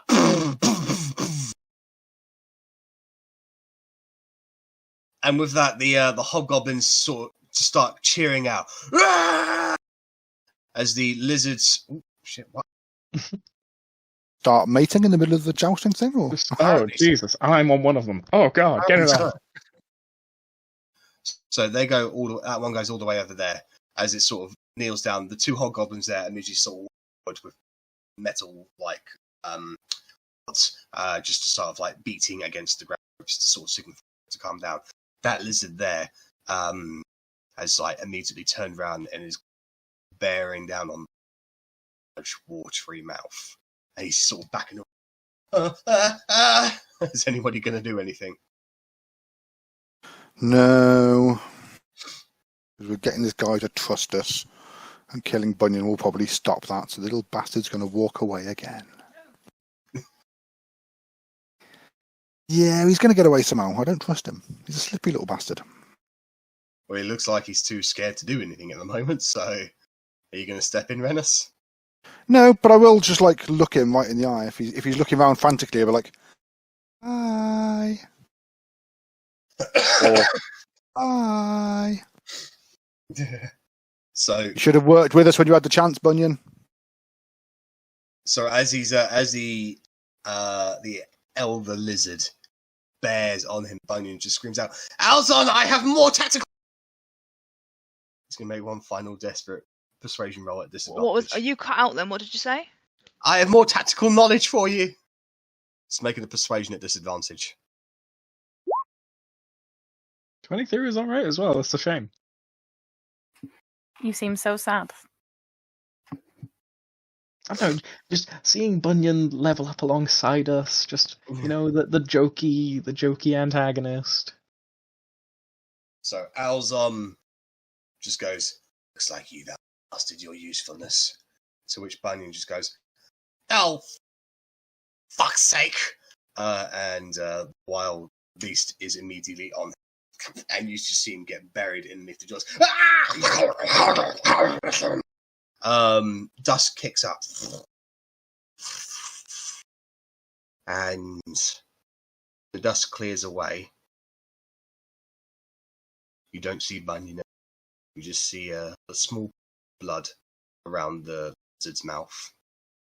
I'd like to perceive to see if a small creature has left the creature's mouth or is in the very nearby vicinity. Make a perception check. You can tell that there is a small hole in the ground that looks like it's actually burrowed. Motherfucker. See, I told you to get away. And that's where we'll end tonight's session, guys.